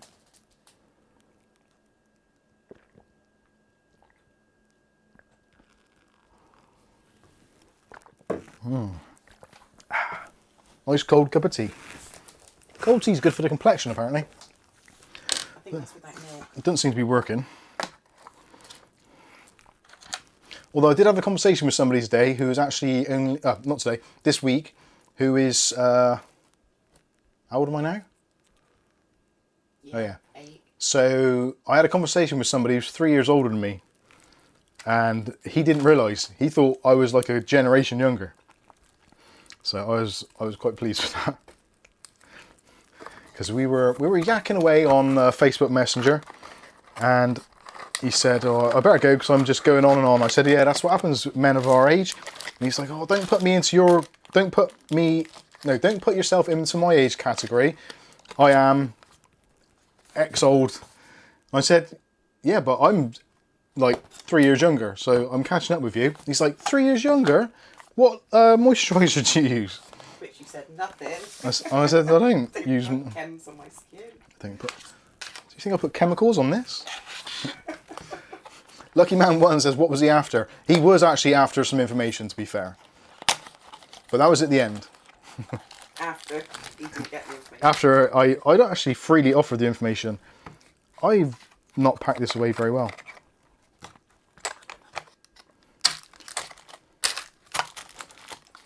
Can I have bigger boxes? Kite Gaming, more questions.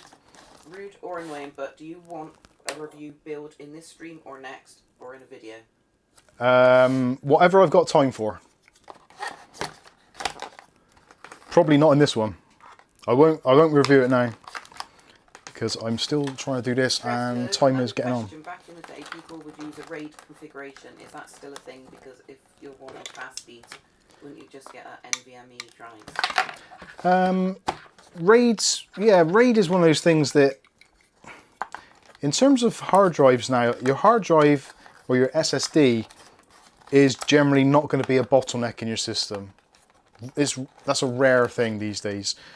When we get direct storage come online and direct storage games, potentially that might then become a little bit more of a thing. But with modern...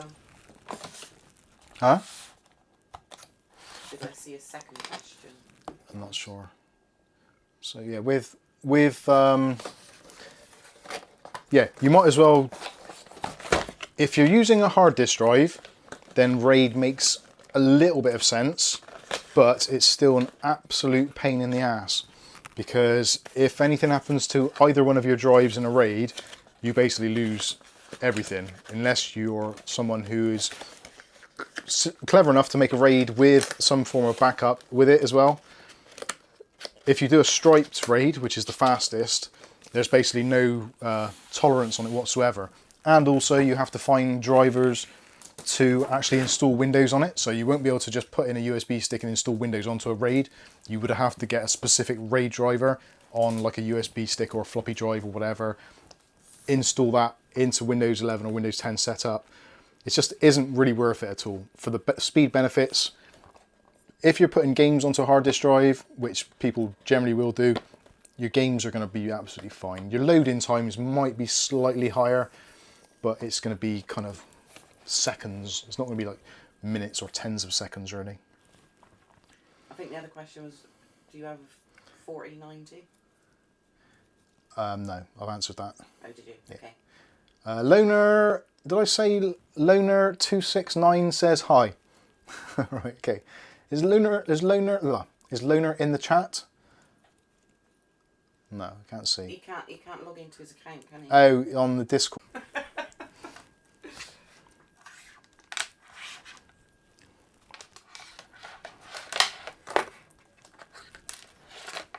Is that working? Am I back? I think I'm back. Yay! My apologies once more. I've lost a bit. Oh no, there it is. So clearly there's some shenanigans going on with the PC. It's actually got worse today since I've taken out the 6900 XT, which was in there. So I've actually put in my 3060 Ti And now it's, yeah, it's not happy about it at all. It was slightly happier. There's definitely something wrong. I need to investigate the logs and see what is going on. But something clearly is not happy somewhere along the line. So again, my apologies. This is part of the learning curve. With any luck, there's a motherboard which I'm waiting to come back.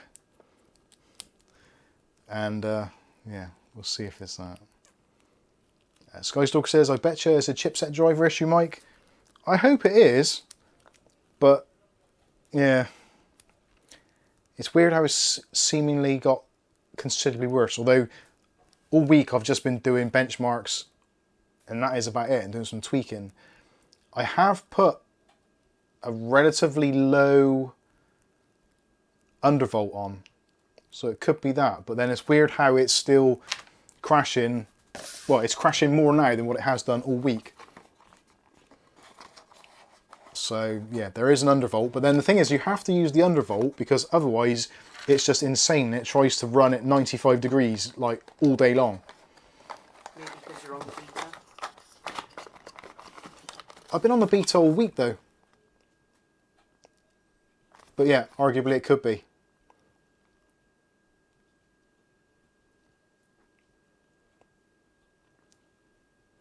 Yes, I'm very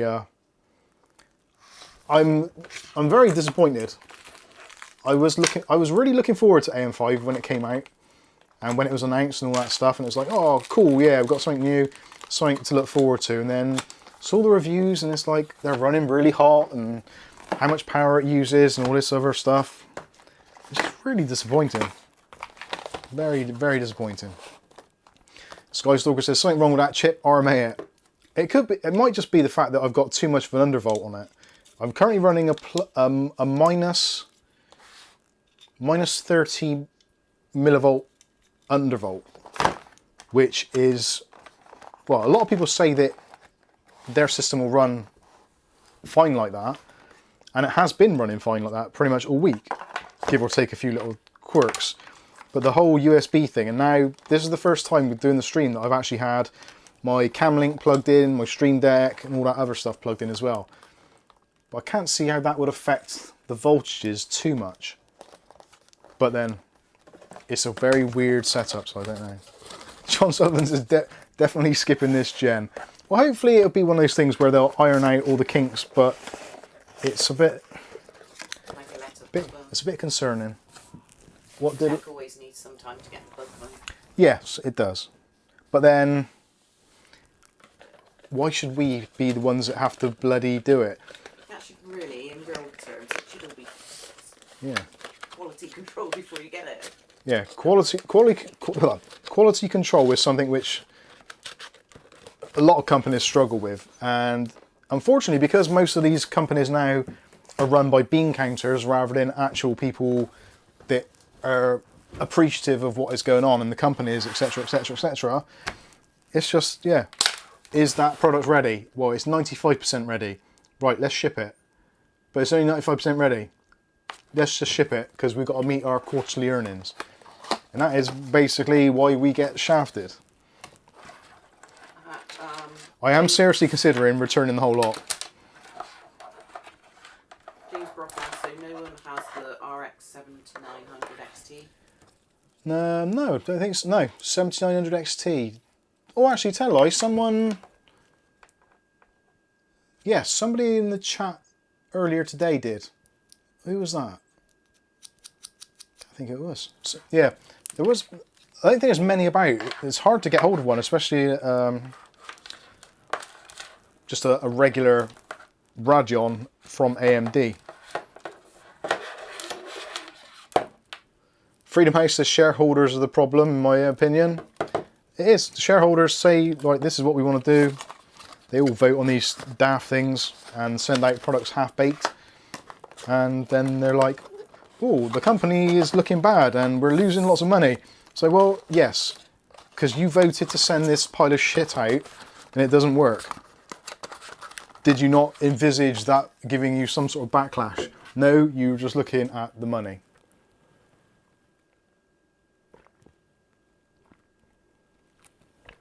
Lewis says, you could try and reduce the undervolt to 0.25 millivolts. I might try that. On Monday, I'm most likely going to either, well, I don't know. It's weird that there's the USB issues. The USB issues to me do trouble me a lot.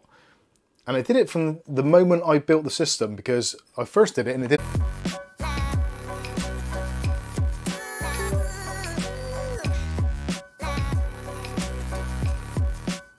He's learnt them all from me, Sky.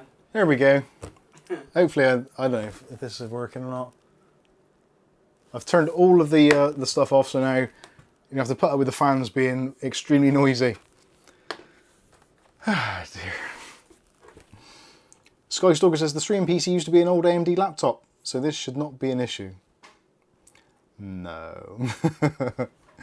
Oh dear. Welly Bob says, I imagine the Mub team are losing their shit right now with AM5 system. Yeah. Hello, Poppy.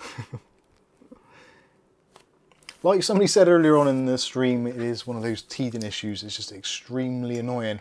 Now, when I turn the PC back on this time, the Stream Deck didn't even light up, and the cam link was not detected. So I've definitely got USB issues. Whether or not it is the processor, whether or not it's the motherboard, I have no idea. Maybe you need to reach out to Carrie. So I'm going to I will reach out to Kerry Holzman and get his advice, and he'll just say, don't buy AMD, buy Intel. You can't go wrong with Intel. And I'll be like, Kerry, normally I think of you as somewhat of a Burke, but in this instance, I am actually 100% with you, my friend. Oh dear.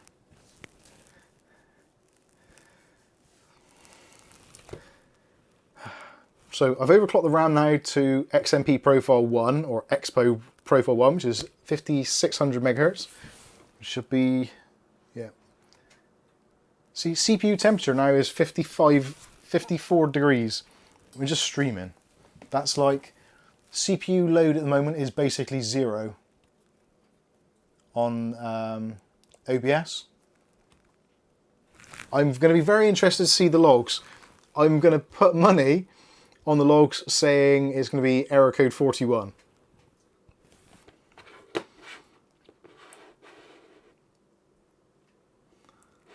Ivory Wolfman says, don't say USB issues anymore, going to have nightmares. Oh dear. Super chat from Morale. Fun to return to AM4. Yes. Maybe AM5 needs the Aletta touch, lol. Yeah, it does need to.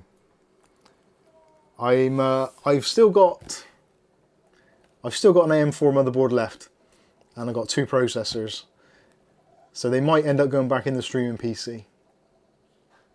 What is error 41 again? Error 41 is basically your PC shut down without stopping cleanly. So that is going to be yeah, it's one of those random kind of errors. Normally it's to do with either chipsets, drivers or something. Or Ugly Bob's put it nicely.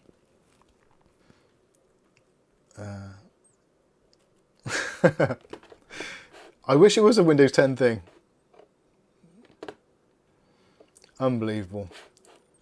I'm not sure if you can tell from my pained expression, but this is very, very disappointing. This has been what is like most of the week, although this is basically the pinnacle of where it's been. I'm slightly erring on the side of it being a dodgy motherboard, which we'll find out.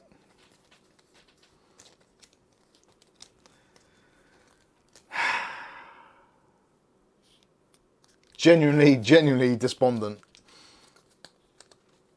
Welly Bob says, I'd be using the AM5 as a test system only at the moment. Streaming PC, either Intel it or AM4 it. I was always going to set up so that my my editing PC over there was also going to be my streaming PC, but the logistics of getting the USBs to all reach around to where they need to go is just not ideal, but it is looking like that might be the case. Oh yeah, Earl is saying, for Mike, your pained expression is shared with my pained expression about work BIOS issues. The worst thing about it all is the fact that the PC, prior to upgrading to AM5, was pretty much overall rock solid. The only things which were annoying sometimes was I would sometimes have to unplug one of my capture cards just because OBS didn't pick it up, or I plugged it in the wrong port. So I don't know. Talking about USB, why do front panel USB on cases always have issues? Because they're cheap. That is basically the long and short of it. Front panel mounted USBs are always basically the cheapest possible components they can find. That is why going over to USB Type-C on front panels is actually a really good thing, because that basically means they have to spend money. Although they'll be fine. Mookie MC says, I predict that it will not lock up. I'm not sure I understand. Mookie MC says, I predict that it will not lock up or crash during the stream this time. I'm not sure if undervolting it would affect the USB chipset side of it. I don't think it would. And the fact that from literally the first time putting it together and installing Windows, the very first time before I'd done anything in the BIOS, to actually not recognise a mouse on a USB port, that for me was one of those instant things of like, there's something not quite right here. If it didn't recognise something else like a capture card or something, I would be like, okay, yeah, it happens. But they actually come up with the same thing saying USB descriptor not found or something, which normally means that the USB port is knackered. So it could be that. I have looked at the ports on the back and they don't seem to have any obvious physical damage to them. So I'm going to be erring on the side of it being a bad board. And in fact, I'm going on to Amazon right now and I'm going to see what other boards I can get. So let's have a look, B650. And hopefully I'll be able to share this screen with you. In the scenes, I'm not sure which one it is. I think it's that one. There we go. Oh, let's go back to main a minute. And I need to minimize that, clear that. Is that clear? Yep, that's clear. Go back to there and back to there. There we go. Right, B650 motherboards. What can I buy? Asus Tough Gaming B650 Plus. Do I want to go down the Asus road again? Debatable. Got the Pro 650p Wi-Fi, MSI. That is potential. Got the Tomahawk. It's a bit weird that the Tomahawk and the Pro are the same price. That's been reduced from 300 down to 220. That's been reduced from 230 to 220. So that appears to be the better bargain. Tough Gaming Plus Wi-Fi. That don't look too bad. Could I go down the Asus route again now? I'm not sure. Asus Prime, not keen on that really. Strix, Roga Strix. Gigabyte might not be a bad idea, but still quite a few quid.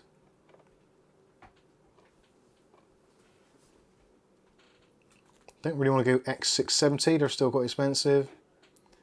Micro ATX is going to be too small for the case. That looks awesome.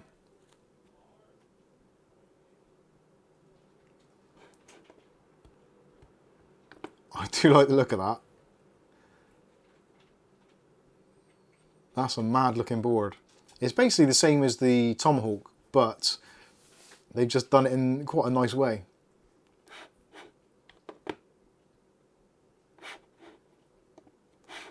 Okay, let's go back to the main camera. So I don't know what to do. I think I'm going to have to send that board back. Whether or not I just get another Tomahawk, debatable. Let's see what you guys are saying. What are you saying in the chat? Should I get another Tomahawk? No. Kath's saying no. No, I'm saying no to Poppy trying to take my tablet. Oh, hang on. Let's move that. Ooh. There we go. You're off the desk almost, me. Shady says, get an LG 1700. I've got an LG 1700 the other one, so I want to have a little bit of variety. Sky says, I've been using Asus and MSI. Both are good. I agree.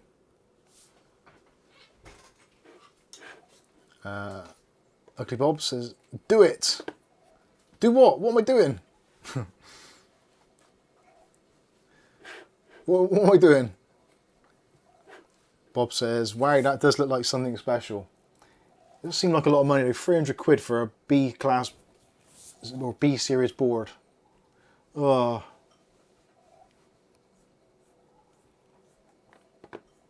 Patrick LaBelle says, I was looking at... Oh, sorry, I should say as well. Thanks, Bob. Skystalker says, I would get another Tomahawk and see if you can recreate the same issues. Yeah. I'm kind of...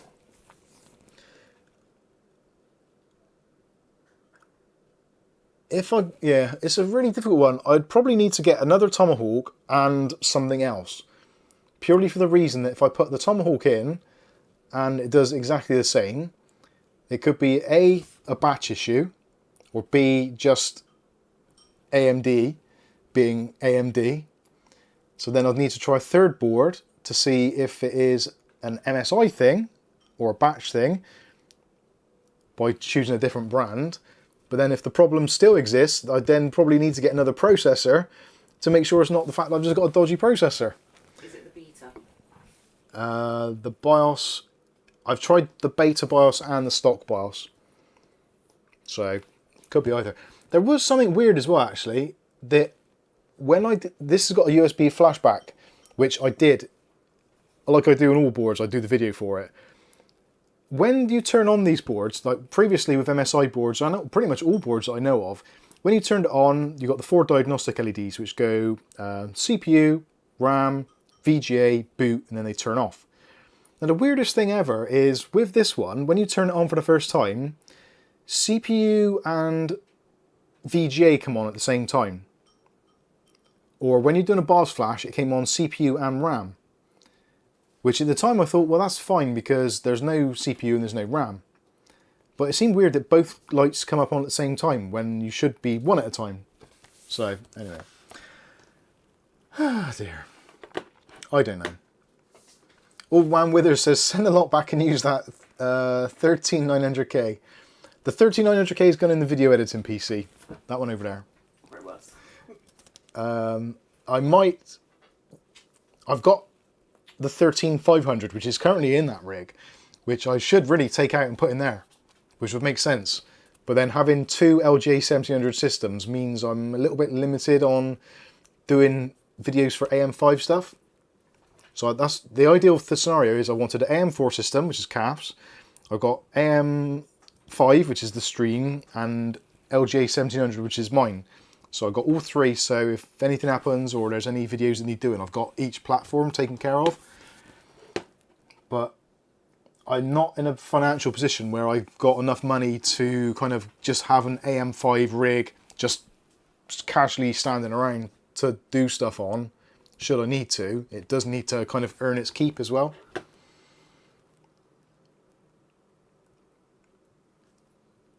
So, yeah, I don't know. But Old Man Withers, that is a good idea. Mookie says, get a different motherboard and use the same CPU. That will tell you if it's the CPU or not. Well, it won't entirely, because if it's a batch issue or a chipset issue, it's not going to tell me. I need another board and another chip, which I might end up having to do. Good old Amazon, 30-day returns. Amazon are going to get pissed off with me because I've sent loads of stuff back, but it's not my fault, is it? And it's not your account, it's mine. It's Kath's account, yeah. My social credits are going to be... I'll have to set up my own account at this address. But it is annoying. Shady says, it took MSI a year to release a fully working BIOS for my Z690 Tomahawk. Well, that sucks. That's awful. Really Random Review says if there was no CPU or RAM, that is maybe why they both lit up together. Well, that's what I was thinking. I was thinking it's unusual because I've not seen it on MSI boards before. Normally there's like a logical process. So if it doesn't detect a CPU light comes on, and that's first in the chain. So it won't even look for RAM or VGA or anything else because it's stopped at the first part of the process. Whereas it seemed to be wanting to do kind of the start and the middle of the process at the same time, which doesn't make sense. Lewis says, Mike, did you try MSI Center updates? Yes, I have done. Yes, definitely. Mookie saying, get a different brand motherboard. ASRock B650, 175 quid on scan. Yeah, that is tempting. I don't know whether I'm going to do it. Actually, let's see if I can do it. Let's see if I can go to... I'm going to go into event viewer and see if it actually points me in any directions at all. Lewis 69 current viewers. Nice. 72 on mine. Lewis says, did you try MSI update, Center's update? Yes. So you don't know that, sorry. Right, I'm Age going to... wanted us to look at the moon because it's got some weird ring around it or something. How is it? Right, 2 critical errors. Oh, yeah, error, event ID number 41, kernel power. And what other ones we've got? Oh, there's one, MSI underscore case underscore service. What is that? Kernel event, RT25CX21, I think that is a Realtek driver. The LAN, I think. BTH USB system, 17 errors. That might be where we're looking. Security center. BTH USB. What is BTH USB? BTH USB. The local Bluetooth adapter has failed in an undetermined manner and will not be used. The driver has been unloaded. Now that is interesting because the Bluetooth adapter is USB in principle. John J says, have you tried throwing it against the wall really hard and saving your sanity? It won't save my sanity because I would lose lots of money. And Patrick LaBelle above? Bluetooth drivers, maybe. Patrick LaBelle says, I would first put a 0.5 for the RAM. That might be a way forward. Really, Bob's not. Wildlife Snapper's in. How you doing, Wildlife Snapper? Stuart Cleary says, when it comes to upgrading, my advice is if it ain't broke, don't fix it. Yeah. You need to keep telling Mike that. I know this. I know, well, I wasn't overly, yeah, this has got to be a motherboard issue. It has to be. Because the Bluetooth is obviously on board. And I'm sure the Bluetooth chip that's on here is done much like those Wi-Fi cards. You've got a separate USB connector that goes to a USB 2.0. So if the Bluetooth on board has an issue, let's see what else is in here. Where are we? Windows logs, application. Actually, no system we want, don't we? Sorry, this is boring for you, but I'm actually interested to see what. So, kernel power, error, event log. Let's have a look what that is. Oh, now it won't open the event log.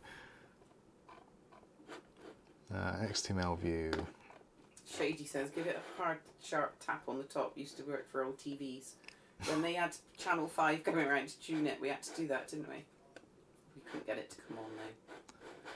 Right, that's a COM error. Critical. Kernel power. Is there a way to load the system doing a dummy stream and monitor USB faults? Yeah, potentially there is. It does seem that most of them are kernel power. Previous shutdown was unexpected. To be fair, I have put a new power supply in this today. Whether or not it's related to that, I don't know. It does seem to have become considerably more unstable with the power supply. But it is a 650 watt power supply and it is gold and it's Corsair. So in theory it should be okay. And it's only a 3060 Ti and a 7600 processor. So kernel power, unexpected, warning, distributed COM. Oh, I hate looking at event logs. Amber flame. Try to disable Bluetooth and see if the issue persists. Yeah, that is a good idea. Lucky Man 1 says USB shorting from the motherboard to the case. I think it's... The weird thing is, when I plugged in the USBs to start with, it just seemed like they were really hard to plug in. Like, they required more force than I've needed before, ever. I'm just thinking it's fine because it's a new motherboard, maybe it's brand new USBs, maybe they put stronger prongs in them, I don't know. But it did seem to be a lot more difficult than I'd experienced previously. Service control. Ugly Bob, when Channel 5 started I couldn't get the channel in my house, but if I sat in the car I had at the time I could get it on the TV that was built into the dashboard. Well, they never came and retuned it, did they? No. And it still worked. So I don't even know why they even came out. Yeah, a lot of kernel power errors there. Kernel power is that KFC thing. Yeah.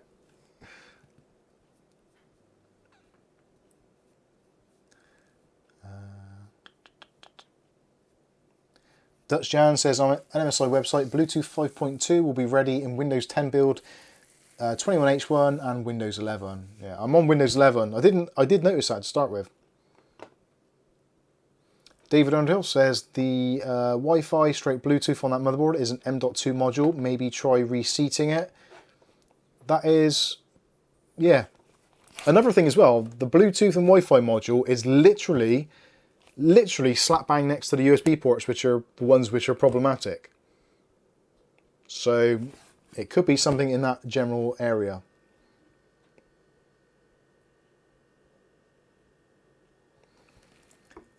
James Smith says, check the female USB port on the computer. Have seen that short cools fire on motherboard PCB where front port Meets, I think. meets mainboard USB. Front port. Okay. I think the front ports... But if it's intermittent problem... Actually...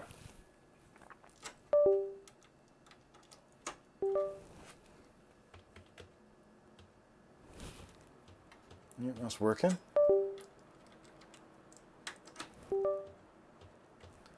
So the front ports are okay. I haven't tried the USB-C one actually.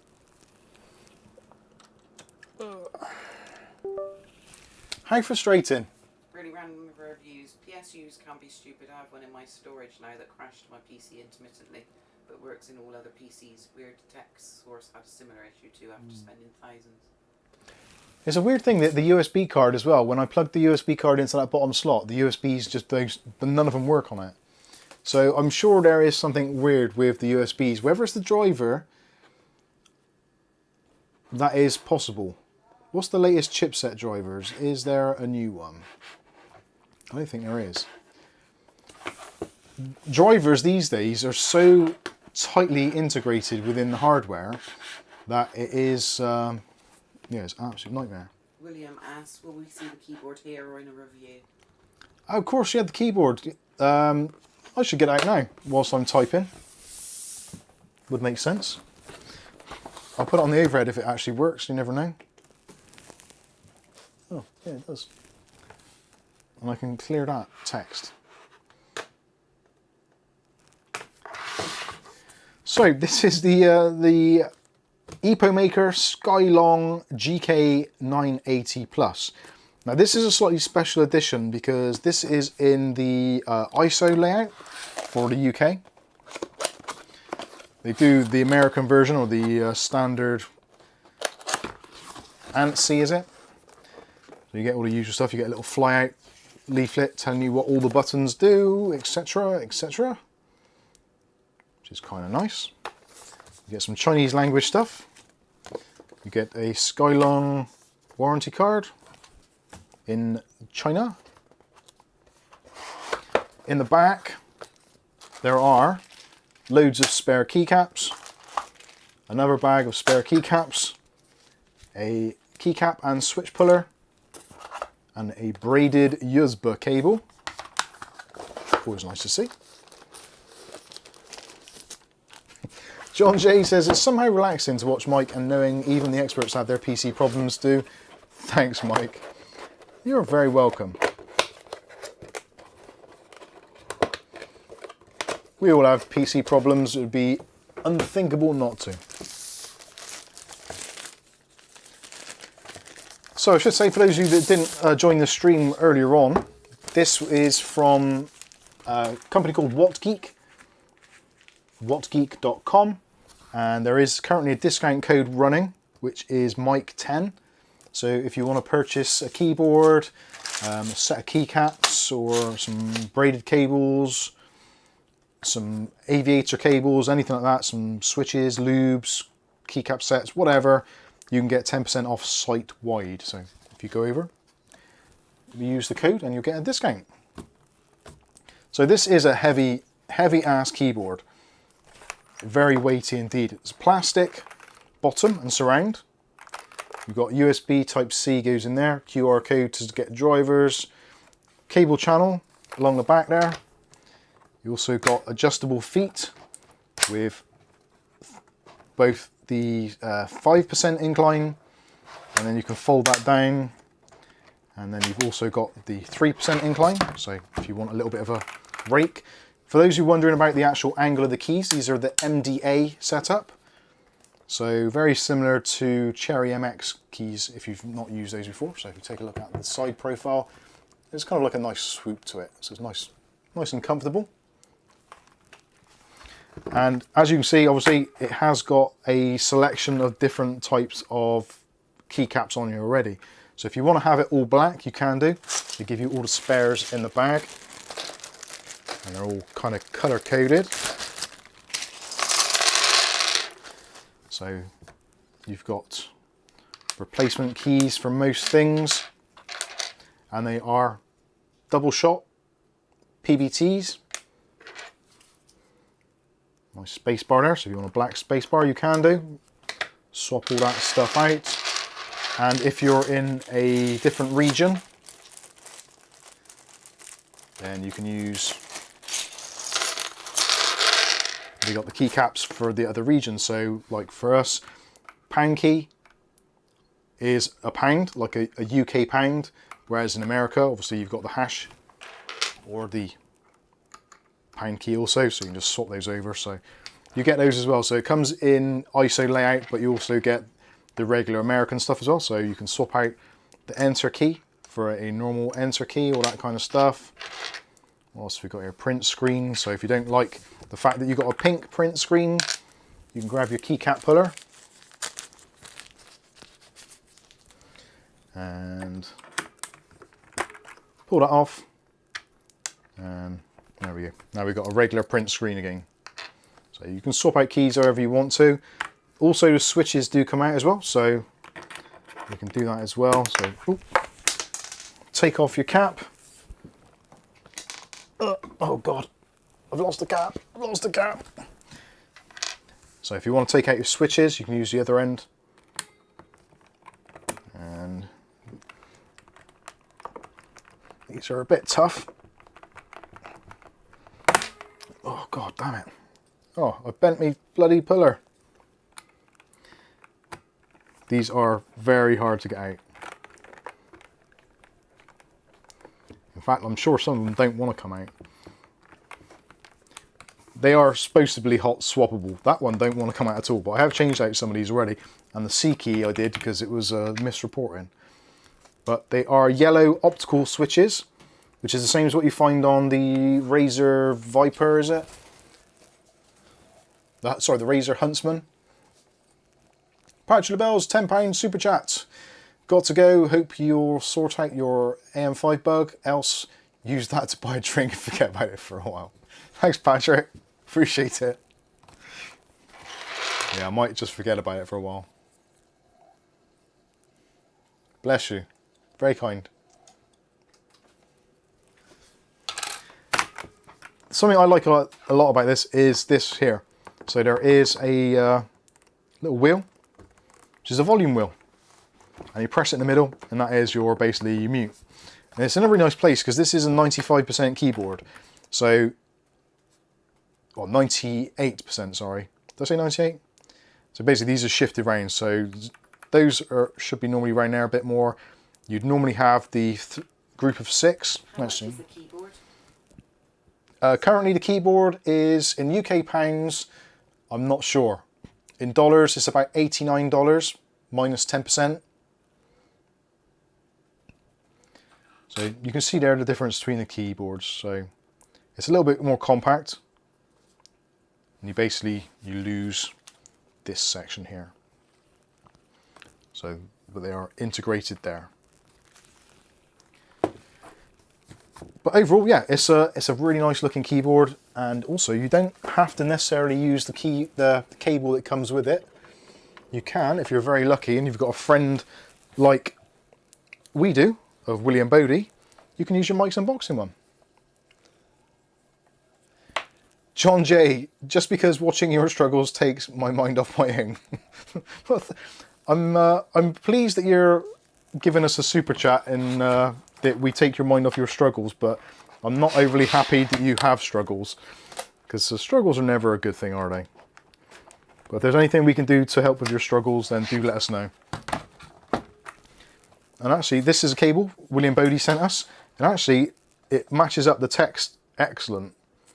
Well done. I tried to get the keycaps the same shade as the Mike's Unboxing blue, which you'll see adorned to various things. Now I'm going to plug this into my computer. This is obviously not being a good thing. Oh, the screen's froze. Bastard. Is the chat still going though? Hello? Is that working? Yes, that is working. Overhead, is that working? No, that is frozen. Bastard thing. Oh my god, this computer is driving me insane. Anyway, I'm going to plug this in and probably it'll go bang or something. There, it's lit up. There you go, you can see it. You can't see it overhead because obviously the overhead camera's ceased working. We have sound. Did you lose sound and everything? Picture froze. Oh god. Buddy Bob says AM5 asshole. AM5 USB is awful. I wonder if it is anything to do with that cam link. The cam link has been the weak link at some points. Because even when I had the other system on, the cam link for some reason just wouldn't fire up. Oh, we still had sound, okay. Mike's Unboxing Tech helpline, £2 a minute. Turn off the light so we can see properly. That's Kath's cue.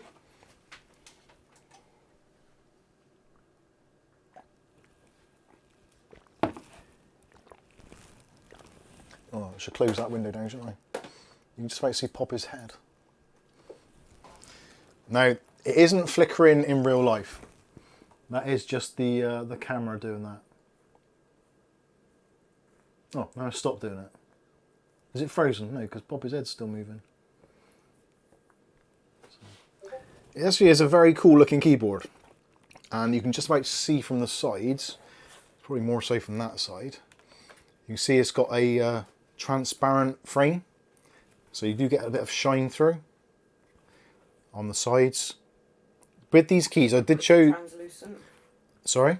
Is it translucent? Yeah, it is translucent, yeah. With this, you have options for different types of keys, switches, and also caps. So if you don't like the north lit ones, these are north lit RGB.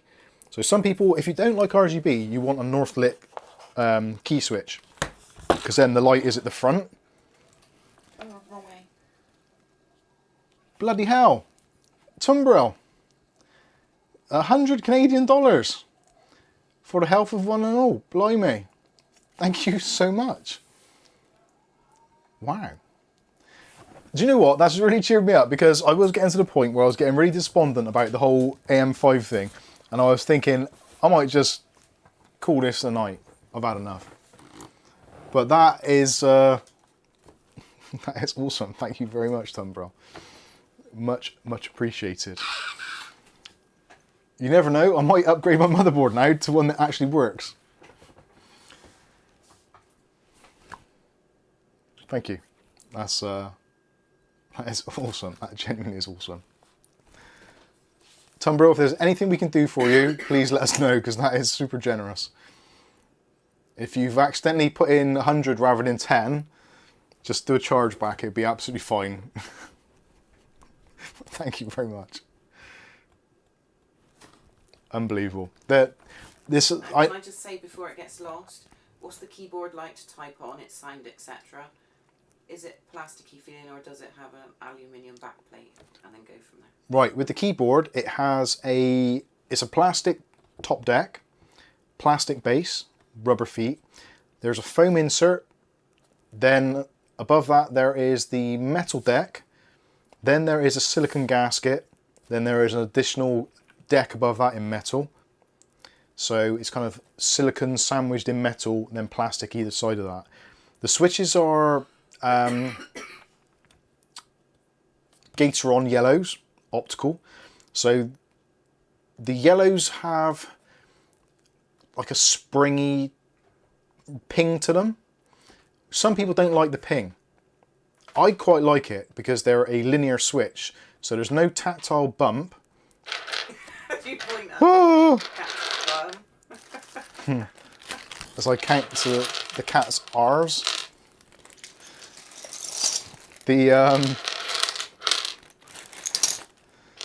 What was I saying? Yes, there's no tactile bump. They are a linear switch. If you want something different than that, or if you like a different type of switch, you can, like I said, you can order whatever you want. Effectively, this is like a DIY kind of store on whatgeek.com. So you should definitely head over there. There are so many types of keyboards. They've got ones like this which are off the shelf, so they just basically they've got them ready to go. Or you can get complete DIY kits if you want to go like completely balls to the wall. Got all that kind of stuff. So I'll give you an example of what it sounds like to type on. I've got to be a bit mindful now that I don't accidentally do anything which will stop the stream. So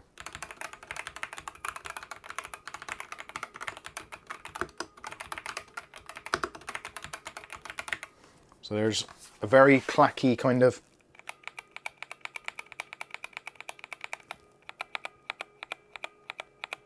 but it's got that real ring to it. If you get on the right angle, it's got a thock, but then there's a ring. Now the ring is kind of something which, if you want to, you can dampen it down, but that is kind of inherent of this design. I've actually taken the whole thing apart completely, and I was thinking, can I put in some sort of rubber to take away that ringing noise? But the ring is actually from the switch itself, not from the deck or the keyboard or the caps or anything. That is an inherent part of the design. Some keyboards do it, some don't. Depends on what switches you have. Whereas if you have like a cherry brown, it's going to be very more subdued, a bit more clicky. Tumbrel said it wasn't a mistake. Thank you, Tumbrel. Not a mistake. Awesome. God bless you. Aletta says, upgrade to a motherboard that works. Where's the fun in that for us? I know. Does anyone know if it froze Mike's PC up or just crashed some software? From what I can tell, it just killed one of the USB ports, which is my cam link here, which seems to be getting quite warm. They do get warm anyway, but why did it go for so long between the first and second crash? I have no idea. If it was a heat thing. No idea. Really Random Review says, yeah, you can hear the ring. This is one of those keyboards where if you're not a fan of that ring, or you've got a sensitivity to it, it's going to drive you insane. You can hear it, can't you? Even when you click the lid. So it's weird because the switches are optical, so really there isn't anything in them. but you look at them, it's the springs. They're so sprung, the actual, you have to see a picture, a blown up picture of the Gateron switches, but you see, you take the top off and there's like just a big chunky spring in the middle, which stops, because it doesn't have that metal, 2 bits of like copper, which contact. There's an optical laser that goes through the key switch. As the plunger goes down, it breaks the basically the laser. So it is like an instantaneous thing. But it's under very high tension on that spring. William says, question, did you get keycaps for your mini Razer? I did, and I sent them back. There's actually somebody local which lives the next road over from where I used to live as a kid, and he is selling the UK version of it, like ridiculously cheap with custom caps. So he's selling that keyboard less than the keycaps cost. So hopefully I'm going to do a deal and get a keyboard and the caps. So then I got a spare one as well. So I got spare switches. But no, I haven't. I was looking at the keycaps. The keycaps are ridiculously expensive for some things. And we're in the UK, I guess it might be the same for Europe as well, but in the UK we do get absolutely stung for keycaps because of our stupid enter button and all that kind of stuff. So yeah, I guess it is what it is. Stuart Cleary says, not too bad sounding in my opinion.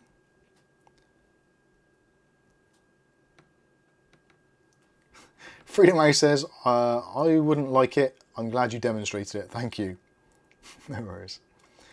SC says, are there companies around that clean keyboards? I don't think really there's a big market for it, but... It should be, I think, looking at mine. Looking at Calf's keyboard, yeah. Rent-a-kill. It builds up my immunity. Antonio says, what kind of keyboard has a minimum sound when using, but they aren't like laptop keyboards? For me, probably the most quiet is possibly the Sonic, the GK71 MSI. That is really quiet. Depends what you want, really. Ugly Bob says you need an exorcist for Calf's keyboard.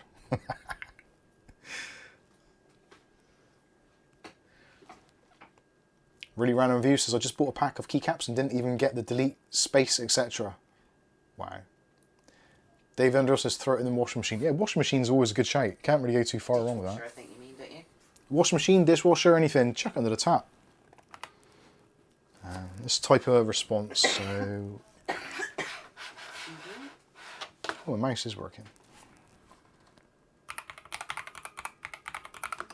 Buddy Bob's off. There's a nice satisfying thock to these. Did you hear me? Yes. Aletta, no, who was it? Welly Bob. Not like Welly Bob.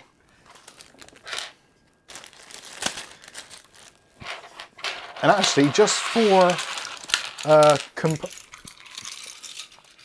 PC 2022, hi Gaff, I think you're both doing a great job. I had a friend recently try and stream and he doesn't engage with streamers. Engaging, you got to try and engage at a minimum. We're lucky because we've got a really nice little group of people that we've known for quite a long time, and there's new people come on, and you're all like an extended family to us. It really is. Like, I know that's a cliched thing to say, but it is. If we don't hear from you or don't see you in a stream, or you're quiet in a stream, then we get concerned, and we genuinely do. Like when Skystalker was having a really rough time with his health, we didn't see him in, and we were genuinely concerned because Sky's been around a long time. He's like part of the furniture, and you worry about people. So yeah, we've got our Discord. We've got our Discord as well, which people join in, and yeah, if there's people that we don't see in our streams who have been in quite a few times, and we get used to seeing some names like. I'm probably going to miss out a few, but you've got like really random reviews: Welly Bob, David Underhill, Dutch Jan, Stuart Cleary, William Bodie, Captain Meat. There's loads of people, loads of them. I'm going to miss out loads of names, obviously, because there's loads of you, but just giving you a demonstration. We do see the names, we do take note of who is watching and who is commenting. And same in the YouTube videos on a daily basis, like when you comment on them. If we don't hear from someone who is a regular commenter for a long time, we kind of think, well, I wonder if they're alright. That's the first thing that goes through my head. Is it yours? Do you think that?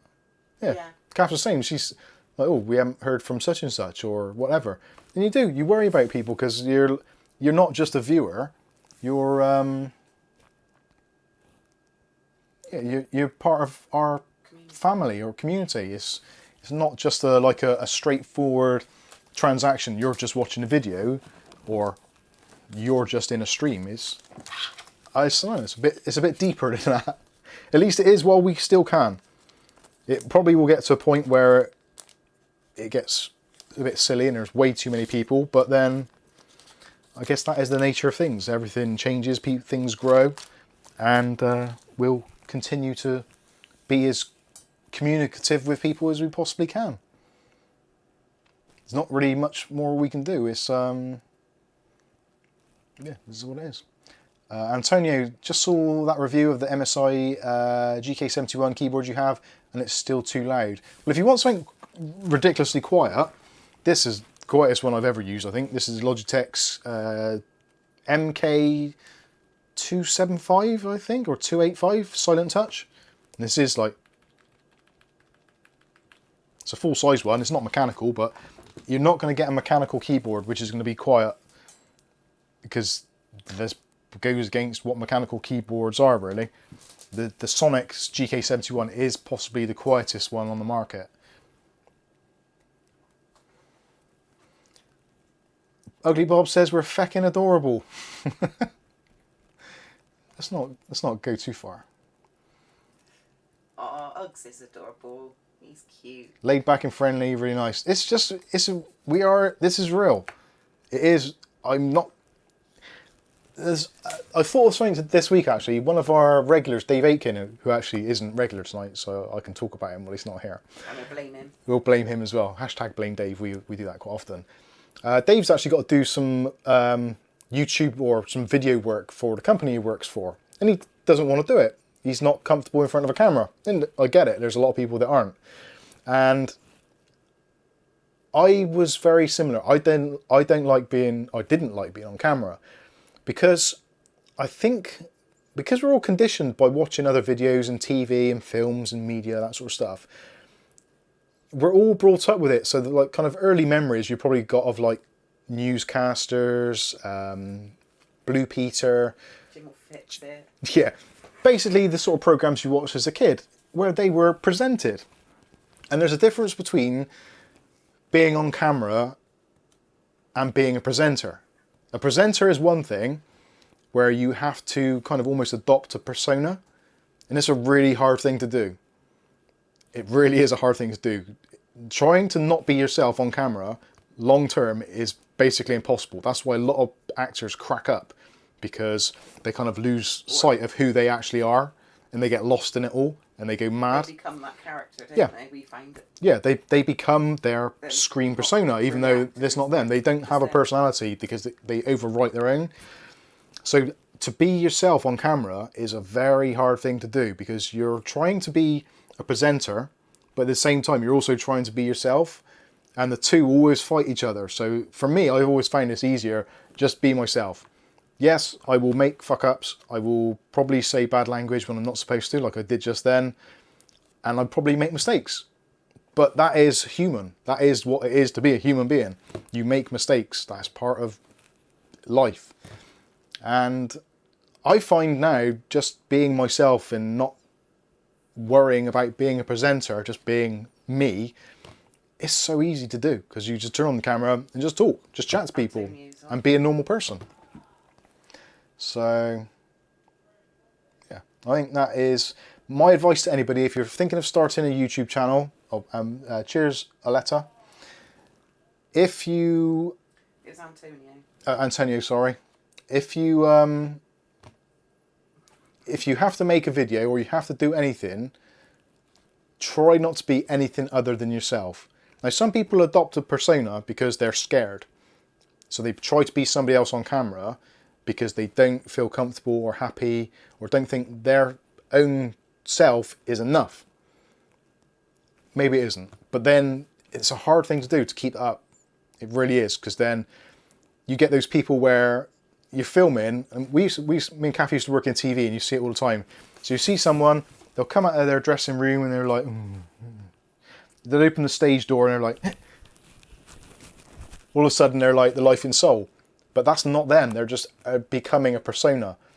And that messes with your head something rotten. And well, I couldn't do it. I've tried, you cannot do it. And people that do it, you see them, they either end up being into drugs, drink, or whatever, or just assholes. So just my advice is, if you do want to be a normal person and come across is hopefully genuine, just be yourself. And don't worry about offending people too much. Don't worry about saying the wrong thing. Just say the truth, because you can guarantee if you don't tell the truth, especially in the modern era of media, if you say something, someone's going to turn around and say, well, actually, X, Y ago, you said, and here it is, on camera, you said this. So if you tell lies, you have to remember those lies. And if you're doing any form of live streaming... I can't remember where he puts his wires. Yeah, I get this with my tax return. People say to me, oh, why don't you just not pay that tax, or just forget about that, or here's some money for doing this job. And I'm like, I'll give you a receipt for it. And they're like, well, I don't want a receipt for it, just keep it. So yeah, but then if I do that, I've then got to remember I've done that. So when the tax man comes around and asks me questions, I've got to try and remember what lies I've told.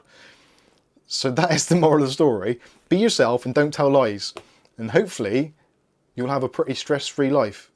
And considering how old I am, the lines aren't appearing. So it seems to be working. Not many wrinkles. And that ain't moisturiser. I think that's just being finally at ease with myself. Not having to put up a false kind of persona. And I'm pretty happy with it. Anyway, I'm going to get the other keyboard, which uses exactly the same switches as this, off the shelf. And I'm going to compare the switch noises, because I'm sure this rings more than it should do. And if it does, I'm going to speak to whatgeek.com and give them hell. I'm going to need this chair. I'll flame, you miserable SOB. What am I going to climb on? I'll use that one on the end. Mind the cables. If there's any USB cables, don't touch them. It'll all end in tears, Poppy. Yeah. This is where the chair collapses. Right, can I stand on that without tripping over a wire? Possibly. There we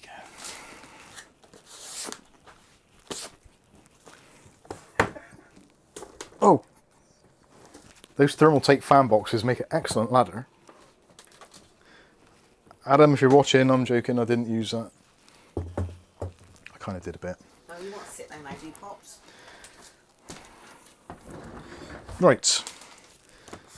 Oh, a bit of dust on there. So this is the keyboard kindly sent in by William Bodie. Can I just ask a question? You can. He's got a question. Is it worth trading my RX 6600 XT for a used RTX 3070 or used RX 6800 to go to 40 to 40p? That is a good question. Depends on what games you play. Yeah, that's a tough one.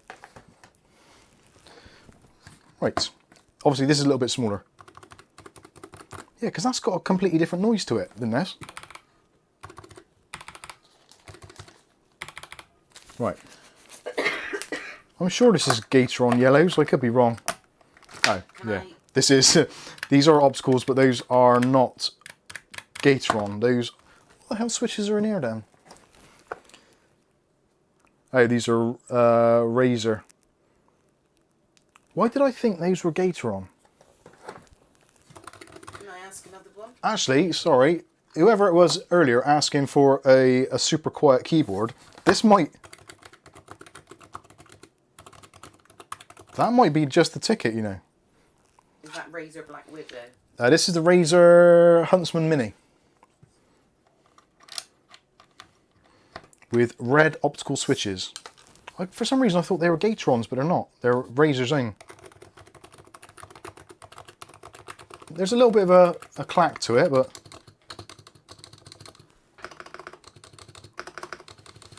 Yeah, it's definitely quieter, isn't it?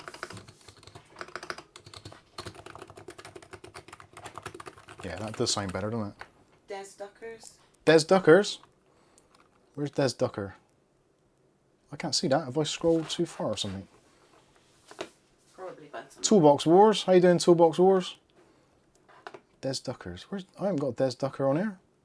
Hi, does anyone have any Oh, idea? right at the top. I got it here. Des Ducker. That's a great name. Hi, does anyone have any idea why my PC boots to HDMI first, then DisplayPort when Windows 11 loads? Yes, it is by design. My PC was doing it earlier. Funny enough, when my PC crashed and I had to go into the BIOS, I was there clacking away on the delete key, looking at that monitor, but then that one come on.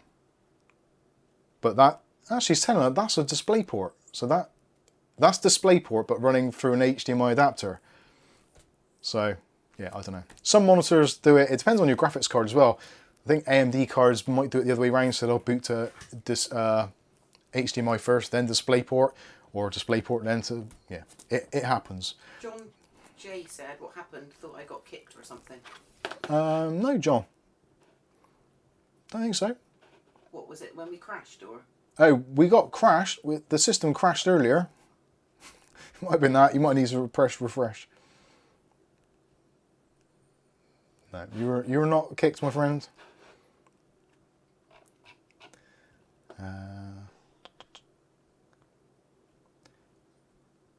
Richard says, why do Razer name their products after snakes and spiders? It's just a bit weird. Well, that's not quite as weird as MSI, because they name their stuff after weapons of mass destruction, such as mortars, weapons like Tomahawks. They're the Arsenal gaming range. So MAG, MSI Arsenal Gaming.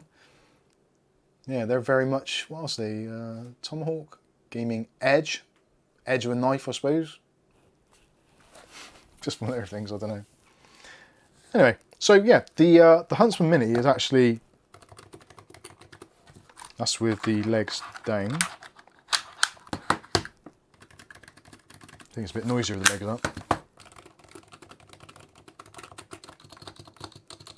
The spacebar sounds awesome.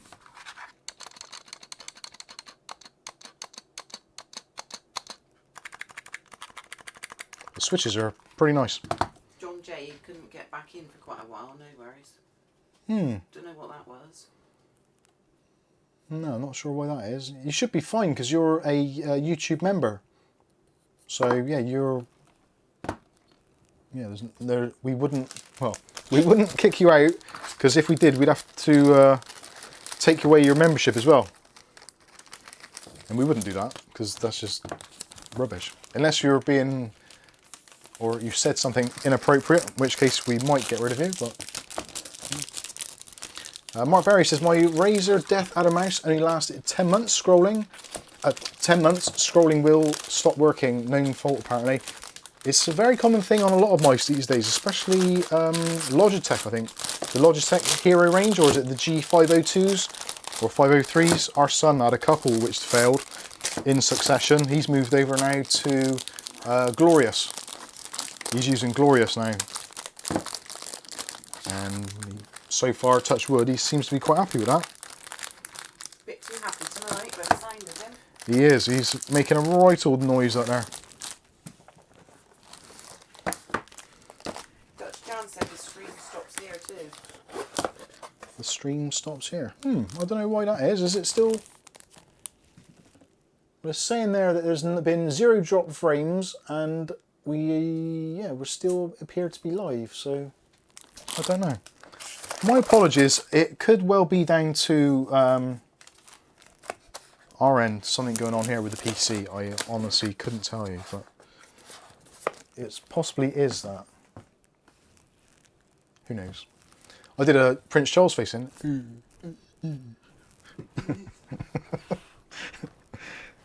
So, anyway, back to what I was saying. If you want to pick up a keyboard, not necessarily this one, if you don't like it, there's going to be people that don't. If you do want to pick one up, whatgeek.com. There is a discount code. I will say again, for those of the hard of thinking, it is not an affiliated link. We do not make or get any money from whatgeek.com at all in the slightest. The only thing that we have taken as what you could argue is a part payment, I guess, is this keyboard itself, which, considering the amount of keyboards here we've got, it's not like we're crying out for them. So they reached out to us and said, Mike, would you like to take a look at one of our keyboards? We are predominantly doing USA and stuff, but we are emerging into the UK markets, etc., with the ISO layout for your country. Would you be interested in taking a look at one of our boards? Of course I would. Happy days. So yeah, there is actually a few versions of this as well. So I've forgotten how heavy this thing is. It is ridiculously heavy. There's so much metal in it. They do a version which is, this is the wired one. There is also a wireless version. So if you want a little bit of wireless Bluetooth or 2.4 gigahertz action, there is one of those. It comes with a big old rechargeable battery in there as well. There is software you can download on this. It comes from a really sketchy Chinese site, which I was a bit kind of like, But it seems that EpoMaker and Skylung, or Skylong, the people that make these, they've been around for a long time. They've been on like Indiegogo and that sort of stuff, GoFundMe's and all that sort of stuff. So it's not as if they're like some random Chinese wholesaler or something, but it is a kind of a whole movement, EpoMaker and Skylung. But then, again, if you don't like this sort of thing, whatgeek.com have got hundreds and hundreds of different brands of keyboards. So if you don't like this one, there is pretty much something for everyone, which is always good. So anyway, there will be a review of this. I'm not really the best at reviewing keyboards, to be honest with you, because I'm quite easily pleased with most keyboards, as long as they're a familiar layout. I do struggle with US ones. Bless me. Ugh. Sorry about that. I've been sneezing a lot today. There he is. Poppy always says bless you. Poppy always says bless you. She's great like that. But only you, no one else. Grampy sneezed. William Bodie says, I don't understand the ping on the keyboard when it's heavy. Yeah, I'm not entirely sure why it works. It's something to do with there are, like with optical switches, because of how they are, there's the springs are in.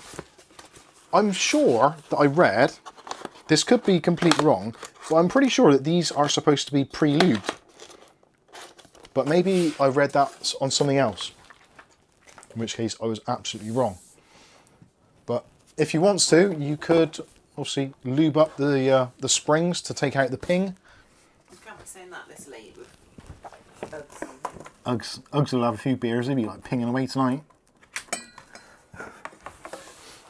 Yeah. Oh no.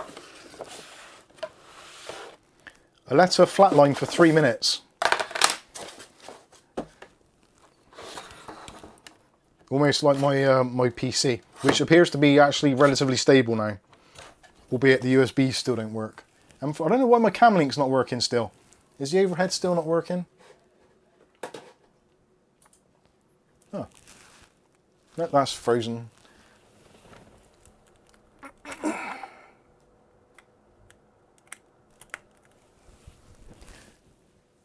Is that going to recover? Go on. Yay, it's working again. So it's weird that I've got to unplug it and then plug it back in. It doesn't make any sense. A bit like SFX power supplies don't make any sense. Why do they not make sense? Their SFX power supplies just confuse me. Is there a cable missing there? No, that's all there. Actually. Skystalker sticking R8770 in this afternoon. Stick in. Oh, yeah, cool. That's a great little graphics card. They're stupidly expensive here in the UK. Like they just announced that they are reducing the A750 down to $250 from $299. Over here, the A750 is something like $300 anyway. Like, not even close. Whatever it was, anyway, is stupidly expensive.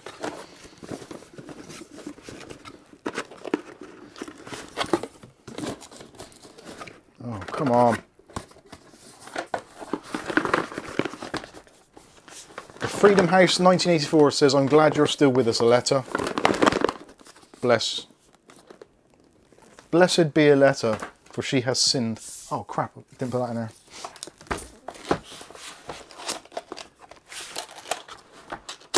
Lots of stuff to put away and no tea.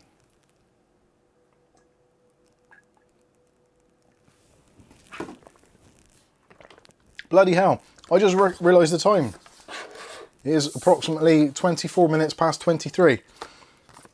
That's 11 o'clock to everybody else. I didn't realise it was gotten so late. Dutch Jan says frozen image. Oh, it froze again, did it? There's something very, very not right with that system, isn't there?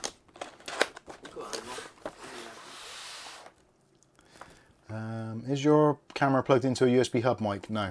Well, it is, but it's the motherboard's own one. It's directly plugged in. Yeah. Good thoughts, Joe, but no. I think I need a new motherboard. Oh, that's another couple of days wasted. I've wasted so many hours this week trying to get this AM5 system stable. I hope it's the motherboard. I genuinely do. I don't want it to be because it's an MSI board and I've got a lot of faith in MSI products in general. But, yeah, not good. David Underl says, Intel A750 are only 200 GBP, Great British Pounds in Australia. Bloody hell. Mark Berry says, do you have to work tomorrow, Mike? Yes, I do. Sadly. Right, let's wrap things up. I should say massive thanks to Tumbril for your massively generous donation. And thanks to everybody else who's sent us in super chats tonight. It makes it all so much worthwhile. It really does. It really does warm the cockles of our hearts, if that is a thing. Is that a thing? Cockle of a heart? I don't know, it might be one of my phrases. Anyway, it's a Biff Tannen phrase. So, hopefully we'll resume the AM5 stuff next week, and hopefully I'll come back next Saturday and tell you that it's all fine, and we've resolved it and we know exactly what the problem is. My thoughts are that that is not going to be the case, but we will see how it goes. So, oh, is it frozen now? No, it hasn't. Mark Berry says, thanks Mike and Kath for an entertaining evening. That is what we are here to do. We are here to entertain you, and think of us as your Robbie Williams. Your crazy old granddad or your crazy uncle and auntie over in Bristol. Anyway, Blake says, how much of the $100 did you get?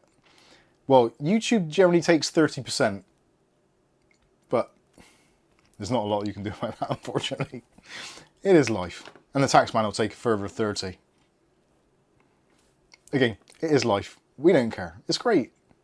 I'll just claim it on something else tax deductible. I'll buy something expensive to make up for it. Anyway, that's going to wrap things up. Hopefully you've had an entertaining evening. I've had a stressful one. I actually got a headache over my eye right now. I will go and sit down and relax and try and get up for work tomorrow morning. There's a super chat coming from Stuart Cleary for €10. It says, gear up the yard. It's an Irish saying, he said in an accent that I have no idea what that was. I do apologise. Anyway, thank you all so much. Oh, I should mention as well, before we go, we have put an order in, I think, for some new Mike's Unboxing t-shirts, which will be basically plain black, but with a very small logo here, embroidered, not printed, so they'll last for ages. Those will be coming in hopefully shortly, so whether or not we'll be giving those away to subscribers, patrons, etc., I don't know. But we'll, if people are interested and you want them, we'll find some way of getting them out to you. Whatever. Anyway, I've been Mike. This is Mike's Unboxing Reviews and How To, and hopefully we'll catch you in the next lag-free, crash-free stream. Thanks for watching.